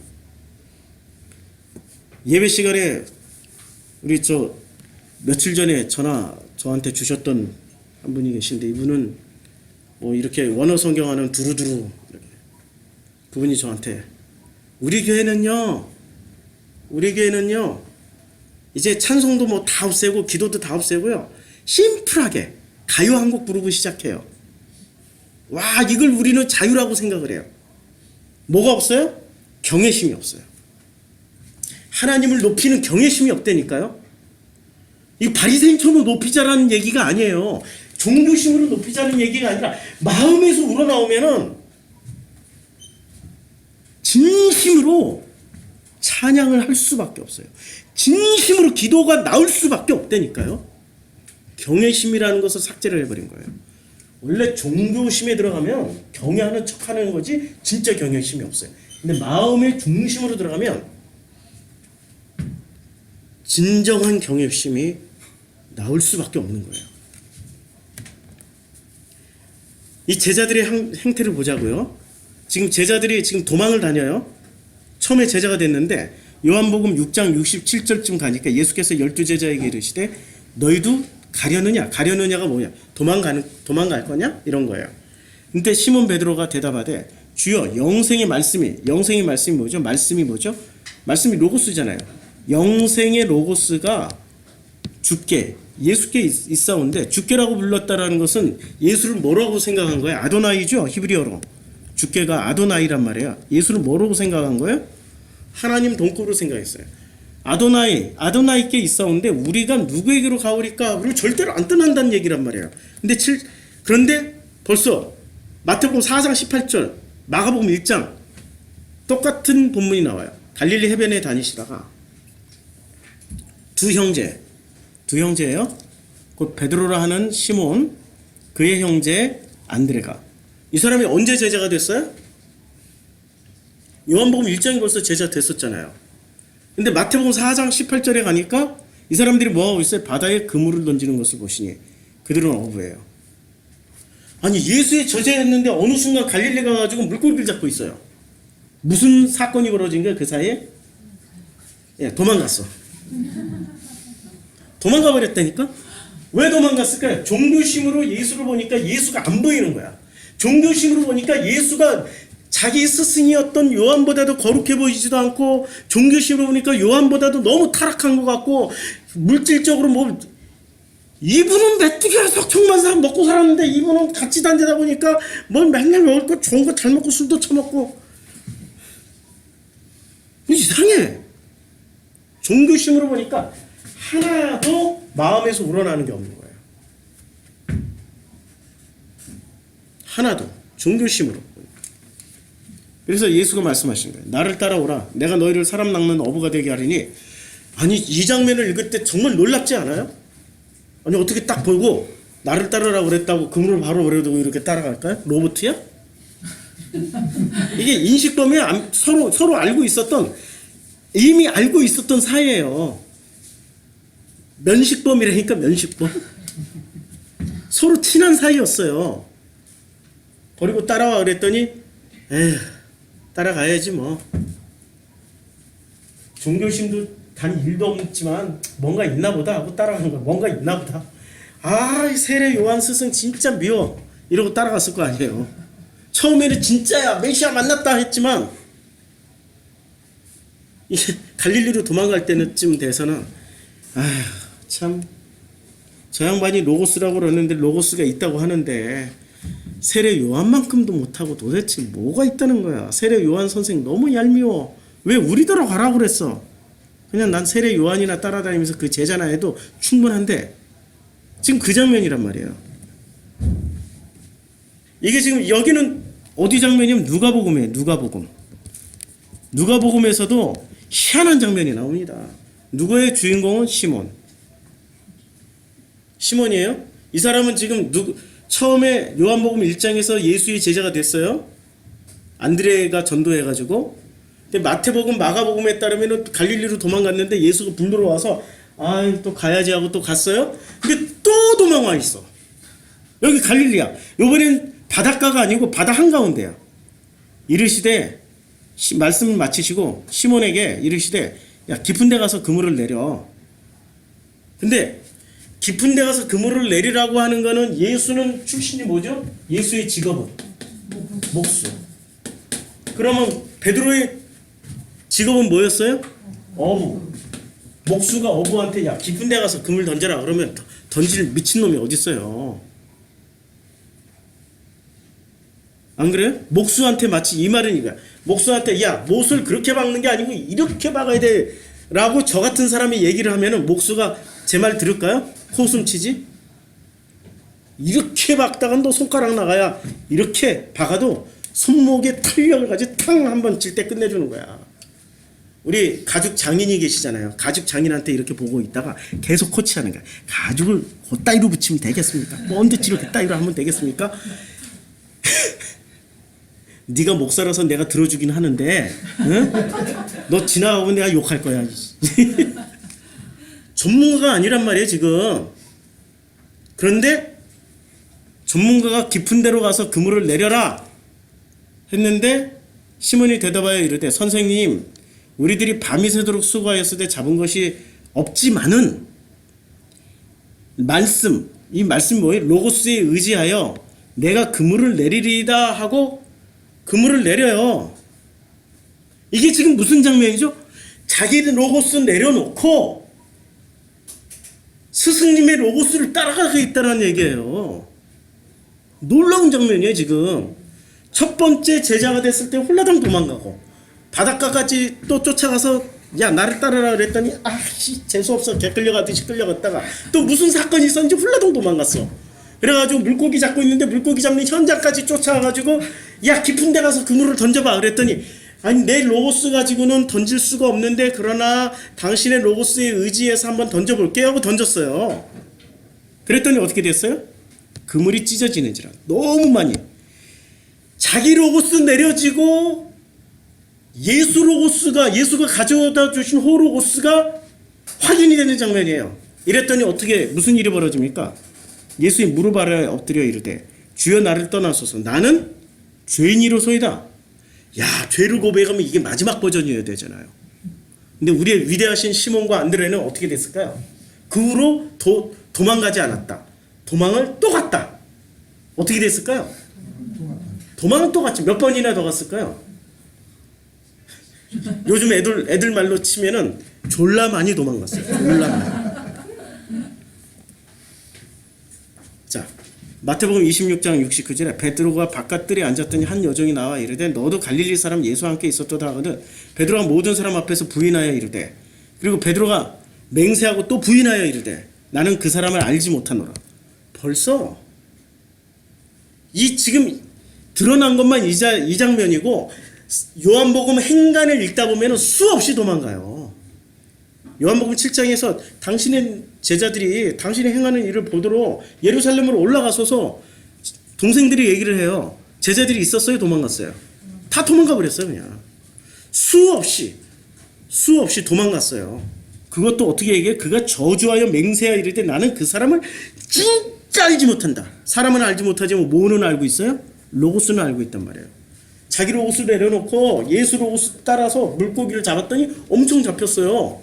체험까지 했던 존재가 그 사람을 진짜 모른다라고 얘기를 하고 있어요. 그 제자들도 보기에 여길 떠나 유대로 가서서 건너뛰고. 근데 십자가에서 죽고 나서 다 도망갔어요. 어디로 도망갔어요? 얘네들은 뛰어봐야 다 갈릴리 바닷가야. 뛰어봐야 갈릴리 바닷가. 시몬 베드로가 나는 물고기 잡으러 가노라 하니 그들이 우리도 함께 가겠다 하고 이제 다들 다 실망해가지고 뭐지 이런 나가서 배에 올라왔으나 그날 밤에 아무것도 잡지 못하였더니 날이 새어갈 때 예수께서 바닷가에 서셨으나 제자들이 누군 줄 몰라요? 예수인 줄 모르는 거예요. 예수인 줄을 알지 못하는더라. 예수가 말을 해요. 그물을 배 오른편에 던지라. 그리하면 잡으리라. 좀 이제 깊은 데에서 뭐로 바뀌었어요? 오른편으로. 근데 이때는 토도 안 달아. 말씀에 의지하여 뭐 이따위 소리 안 해. 그냥 밤이 맞도록 잡았는데 이 사람들이 잡으러 나간 거예요? 그냥 물고기 잡으러 나간 거예요? 아니면 허전함에 할 일이 없어서 그 뭐라도 하지 않으면 견딜 수가 없어서 나간 거예요?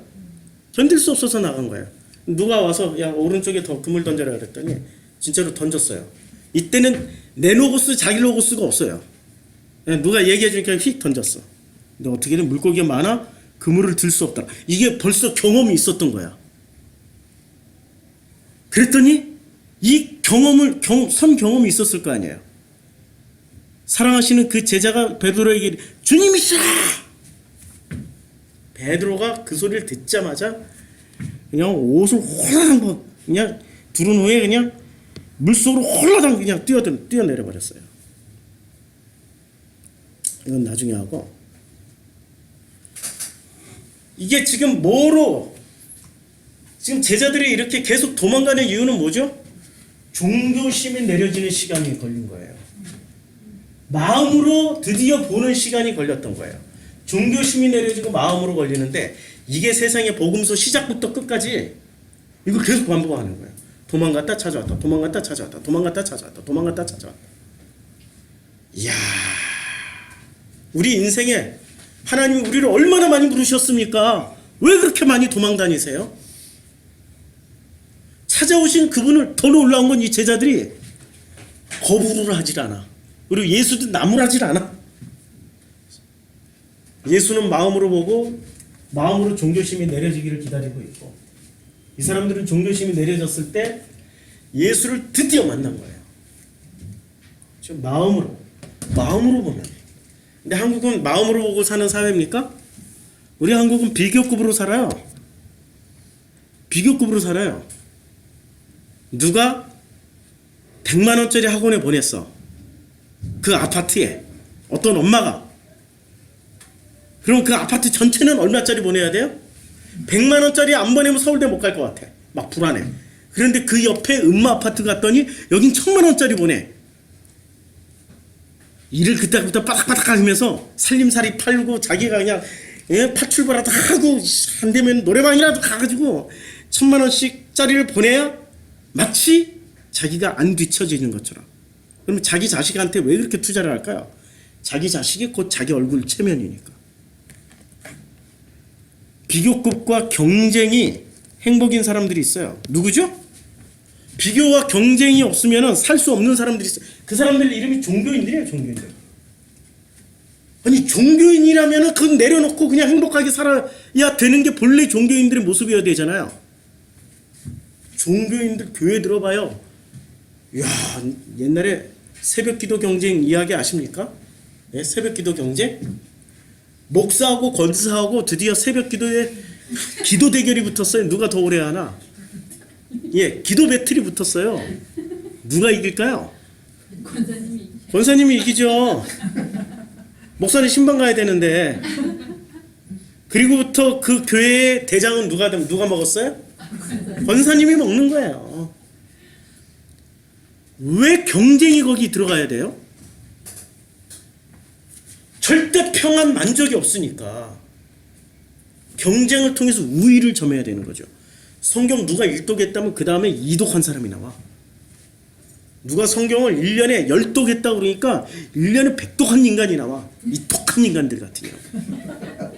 왜 그런 경쟁을 왜 해야 되는 거죠? 왜 서로 비교를 해야 되는 거죠? 마음이라는 절대 평화, 안정이 없으니까. 불안한 거예요. 경쟁과 비교 없으면 살 수가 없는 거예요. 누가? 종교인들이. 종교심을 버려야 되는 거예요. 이게 그 멀치 아일랜드의 제자 중에 링컨이라는 제자가 있습니다. 브루스 링컨. 이 사람이 좋은 책을 많이 썼어요. 이 사람이 딱 규정을 했습니다. 신화, 종교란 서사 형식의 이데올로기다. 그래서 종교인들은 전부 다 뭐가 돼요? 이 종교를 추구하고 있는 이 종교인들은 뭐를 가지고 살아가요? 이 공통분모. 모든 종교인들의 공통분모. 이데올로기를 가지고 있어요. 무슨 이데올로기? 종교 이데올로기를 가지고 있어요. 그러니까 저 공산주의자가 더 무서워요? 종교 이데올로기 가진 이슬람 지하드가 더 무서워요? 예? 한번 물어보자고요. 빨갱이가 더 무서워요? IS가 더 무서워요? 물으나 마나죠? 이데올로기보다 더 무서운 게 종교 이데올로기예요. 빨개는 죽으면 천국이 예비가 안 돼 있는데 종교 이데올로기를 무장한 사람들은 죽으면 천국이 예비돼 있어요. 아까 말씀드렸던 예당 부록이 딱 예수 천당이 딱 예약이 돼 있다고요. 누가 더 무서워요? 예수 천당 불신지옥 외치는 이 종교 이데올로기 가진 사람들이 무섭단 말입니다. 이들이 이 온 지구의 시스템을 운영하는 사람들이에요. 시스템. 이 지구의 시스템을 누가 다 만들어내고 누가 유지를 해요? 종교심을 가진 종교 이데올로기자들이. 그들이 지배하는 세상에서는 단 한순간이라도 평화와 안녕이 존재합니까? 끊임없이 전쟁과 전쟁 소문과 난리와 난리 소문을 듣는 거 아닙니까? 내려줘야 되는 거죠. 시간이 없어서 이건 건너뛰고 우리 무더위 쉼터 성서학당 그리고 수요 성경 공부에 이거 다 얘기했으니까 미토스와 로고스 얘기는 그때 가서 들어보고요. 진리는 단순합니다. 단순해. 왜? 마음이니까. 마음이 복잡하면 어떻게 돼요? 병들어요. 마음이 복잡하면. 아니 마음이 복잡하면 병든다니까요. 마음은 뭐죠? 마음은 심플해야 돼. 마음은 깨끗해야 돼. 지금 예수님의 그 산상수훈의 마음이 가난한 자는 마음은 가난해야 되고 마음은 청결해야 되고 마음은 온유해야 되고 마음은 어떻게 해야 돼요? 화평해야 되고. 지금 전부 무슨 얘기예요? 예수님이 산상수훈에서 마음 얘기했어요. 마음 얘기. 이게 이렇게 마음이 단순하면 가난하다는 얘기는 단순하다는 얘기야. 단순해. 아무것도 없어. 단순해. 심플해. 가지질 않았으니까 심플해. 진리는 단순한 거예요. 마음은 단순한 거예요. 그러면 진리가 통하게 돼 있어요. 그런데 복잡한 것은 뭐죠? 복잡한 게 생각이에요. 그게 비진리예요. 복잡한 거. 무엇 때문에 복잡해져요? 구원에 대한 설명을 하느라고 복잡해져. 구원의 도식, 의의 옷을 입어라, 무슨 구원에 무슨 하나가 되라, 온통 설교가 전부 구원 설교만 하고 있는 거예요. 머리끝부터 발끝까지. 1년 전이나 2년 전이나 3년 전이나 4년 전이나 지금이나 앞으로 10년 후에도 구원 설교만 해요. 그 설교를 듣고 있으면 나는 구원 설교 100번, 1000번, 10,000번, 10년 동안 들었으니까 나는 구원받은 걸 확신해. 이제 죽으면 천국 갈 것 같아. 더 헷갈려. 엄마가 너는 진짜 미인이야. 넌 진짜 잘생겼어. 한두 번 얘기하면 진짜 미인인 줄 아는데 이게 볼 때마다 넌 정말 미인이야. 너 정말 잘생겼어.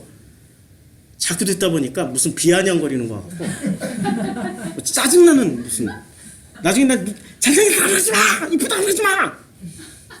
오히려 짜증나. 맞잖아요. 구원이라는 것은 선물이에요. 내가 쟁취하는 거예요. 그런데 왜 구원 설교를 그렇게 진짜 엄청 졸라 많이 해요? 그쵸? 구원은 선물이라니까요?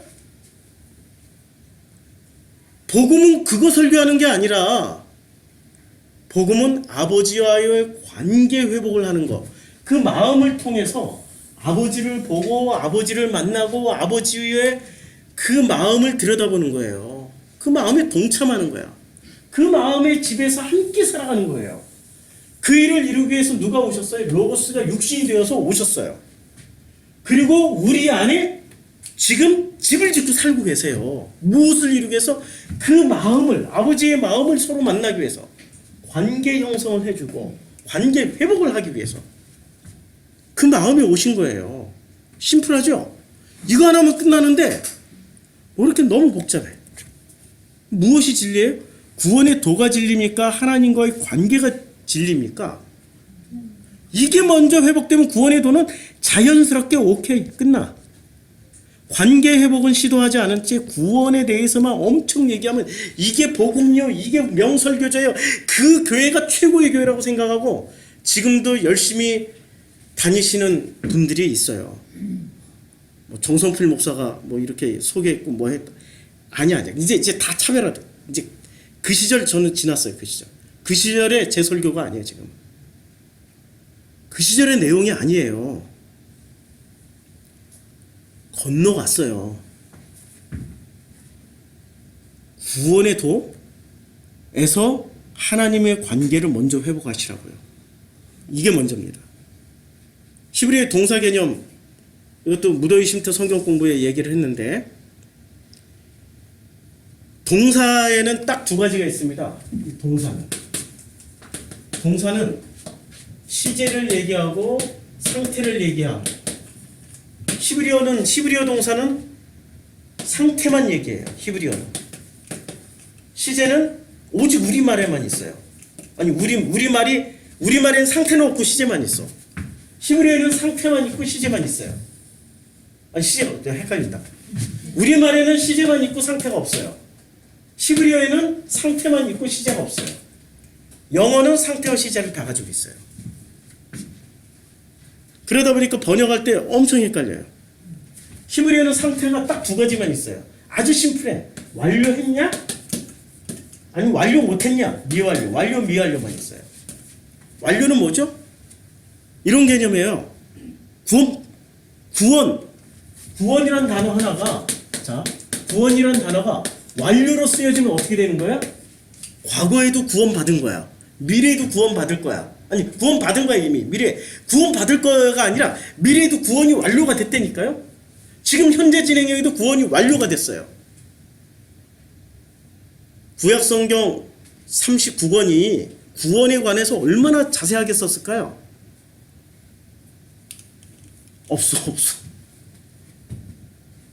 없어요. 구원에 대해서 그렇게 자세하게 구원론에 대해서 쓴 없다니까요. 신약성서에 와서 쓴 거지.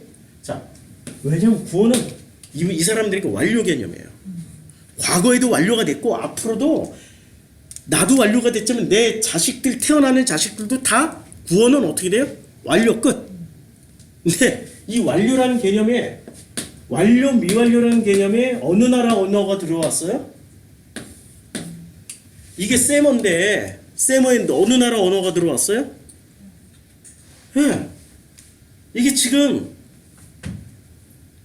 저쪽에 파르시 포로로 끌려가서 그쪽의 언어가 들어오면서 시제 플러스가 된 거예요. 상태가 시제까지 플러스가 되니까 이걸로 생각하는 거예요. 구원받을 것이다. 번역을 이렇게 할 수밖에 없어. 이 완료 미완료는 구원받을 것이다. 그러면 구원받았다는 얘기예요? 안 받았다는 얘기예요?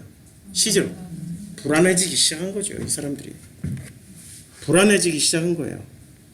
나중에 자료를 보시고요. 인간의 뇌는 860억 개의 신경세포로 작동이 됩니다. 860억 개의 뉴런이 1초에 1,000번은 진동하는데, 이것을 다른 말로 하면은 우리의 뇌는 1초에 1테라바이트를 받아들여요. 1테라바이트. 내가 1테라바이트 여기 가져왔나? 1테라바이트. 메모리. 1테라바이트는 뭐를 담을 수 있어요? 1테라바이트는 우리 지금 그 서점에 요 앞에 반대인 눈이 있거든요. 그 책 다 집어넣어도 1테라바이트 안 돼요. 서점에 있는 책 다 집어넣어도. 어마어마한 물량이에요. 그리고 이것은 1테라바이트는 40개의 HD 영화를 동시에 스트림할 수 있는 어마어마한 데이터인 거죠. 그런데 우리가 문제가 생겼어요.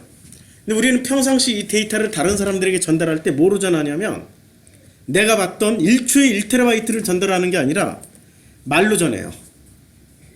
말로 전하다 보니까 어떤 일이 발생하냐면, 우리의 음성 정보는 변환 과정을 거쳐서 나가기 때문에 1초에 40에서 60비트밖에 못 가요. 1테라바이트가 40비트밖에 못 간다니까. 60비트?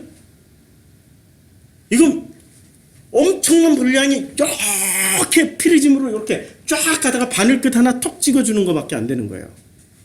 그러니 이게 정보 전달이 되겠습니까? 안 되는 거죠. 이러다 보니까 정보 전달이 안 되다 보니까 이것을 다룬 영화가 나옵니다. 사피어 워프 가서 내 기거에 만든 컨택트라는 영화입니다. 강한 해석은 이게 사용하는 언어가 사고방식을 결정한다. 약한 해석은 언어가 사고 형성에 영향을 미친다. 무슨 얘기냐면 이 얘기입니다. 완료로 생각하던 사람들이 지금 시제 개념이 들어와 버린 거예요. 그래서 포로기 이후부터는 이 사람들에게 구원 개념이 들어온 거예요.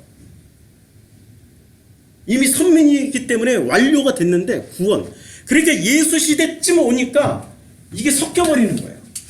그래서 시제 개념이 들어와가지고 구원에 목말라 하는 사람들로 가득 차 있어요. 니고데모처럼, 부자 관원처럼 영생을 어떻게 얻겠습니까? 막 이러고 막 따라다니면서 질문을 하는 거예요. 근데 대다수의 사람들은 영생 문제예요, 먹거리 문제였어요. 먹거리 문제. 5,000명씩 앉아가지고 막 5병이요, 7병이요를 체험하고 죽은 자 살리려고 막 이런 것에 발광을 했지. 구원 문제는 누구의 문제였어요? 성경을 읽는다라는 사람들이. 니고데모와 부자 청년의 공통분모가 뭐였어요? 그 비싼 두루마리를 성경을 읽었다니까요. 집에다 갖다 놓고 성경을 읽으면 읽을수록 완료의 언어로 읽는 게 아니라 뭐를 읽었어요? 시제로 읽어버렸어요. 시제로. 그러니 이 언어가 사고방식에 영향을 미치는데 결국에는 완료를 잃어버린 이스라엘 백성들, 우리가 지금 그런 종교인들 아니에요? 우린 완료됐다니까 구원이. 이스라엘 백성처럼? 왜 이스라엘 백성만 선민이고 우리 지금 성경을 가지고 있는 우리는 왜 이스라엘 백성처럼 선민이 아니야?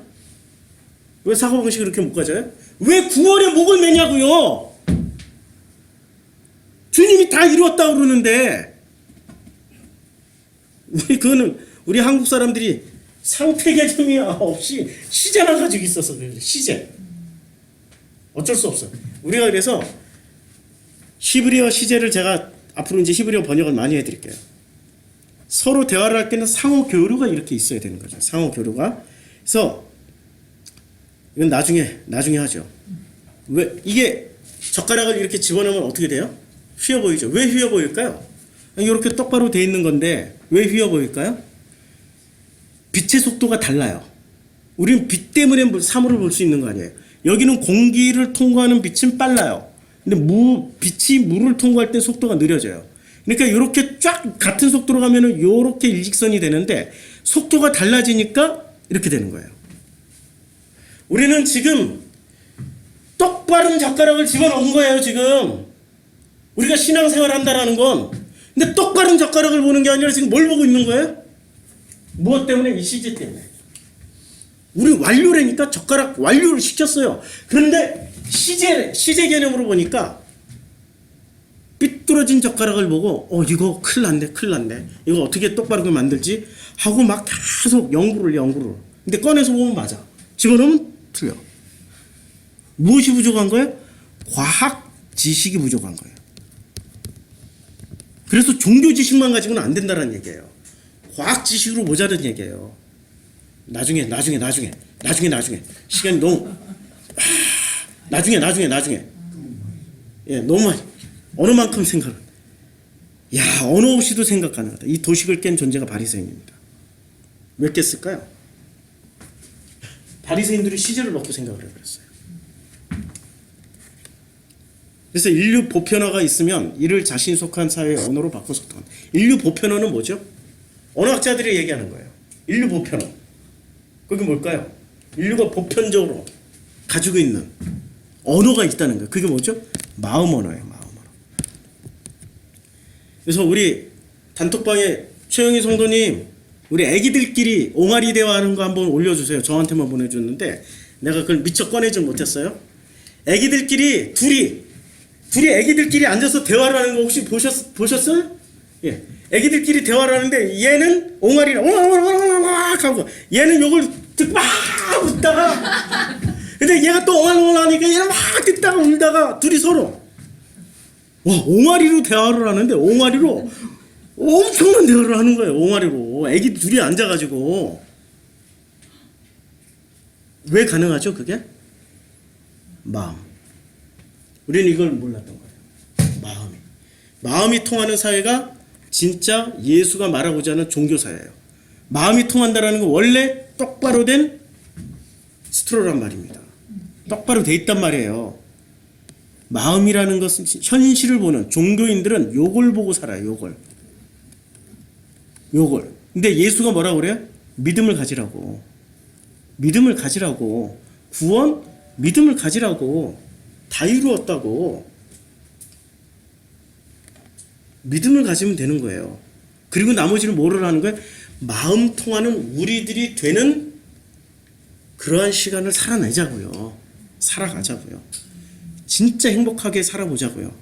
행복이 뭔지를 느껴보자고요. 살아있을 때 행복해야지 죽어서 행복하려면 살아있는 동안에 내가 살아가는 내 주변에 있는 사람들이 다 죽어.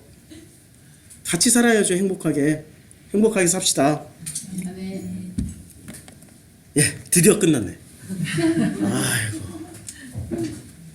저도 수고했지만 같이 수고하셨습니다. 긴 설교 함께 들어주시는 성도님들이 계셔서 이렇게 열심히 준비하고 설교 할 수 있는 것 같습니다. 그래서 우리 성도님들이 제게는 가장 큰 선물입니다. 구원이 선물이 아니라 성도님들이 선물이에요. 이 마음을 함께 나눌 수 있는 이 대상이 있다라는 거. 제가 인생 살면서 가장 비극적일 때는 나 혼자 살 때, 혼자 맛있는 거 먹을 때, 혼자 좋은 데 가서 구경할 때. 야, 너무 좋은데 문득 야, 정말로 좋지? 라고 얘기를 하려고 그랬는데 아무도 없어. 그것처럼 슬프고 우울한 일이 없더라고. 맛있는 거 먹다가 맛있지? 라고 말을 하려고 했더니 앞에 아무도 없어. 그것처럼 힘든 시절이 없었어요. 우리 성도님들이 계시기 때문에 사실 저는 제가 여기로 구로로 와서 패턴이 바뀌었습니다. 그냥 생활이 아주 심플해졌어요. 설교 준비하고 성경 읽고 책 읽고 잠자고 밥 먹고 아주 심플해졌어요. 근데 그게 너무너무 행복한 길이더라고요. 함께 나눌 수 있는 사람들이 있다라는 거. 여러분들이 있어서 행복합니다. 이렇게 요한복음을 나눠서 참 행복합니다. 창세기 끝날 때까지 같이 갑시다. 기도하겠습니다. 아버지 하나님 감사합니다. 눈으로 보는 건 다 일그러집니다. 마음으로 볼 수 있도록 축복해 주시옵소서. 우리의 종교심으로 보면은 왜곡되게 볼 수 있습니다. 진심의 마음으로 서로 볼 수 있도록 축복하여 주시옵소서. 예수님의 이름으로 기도드렸습니다. 아멘.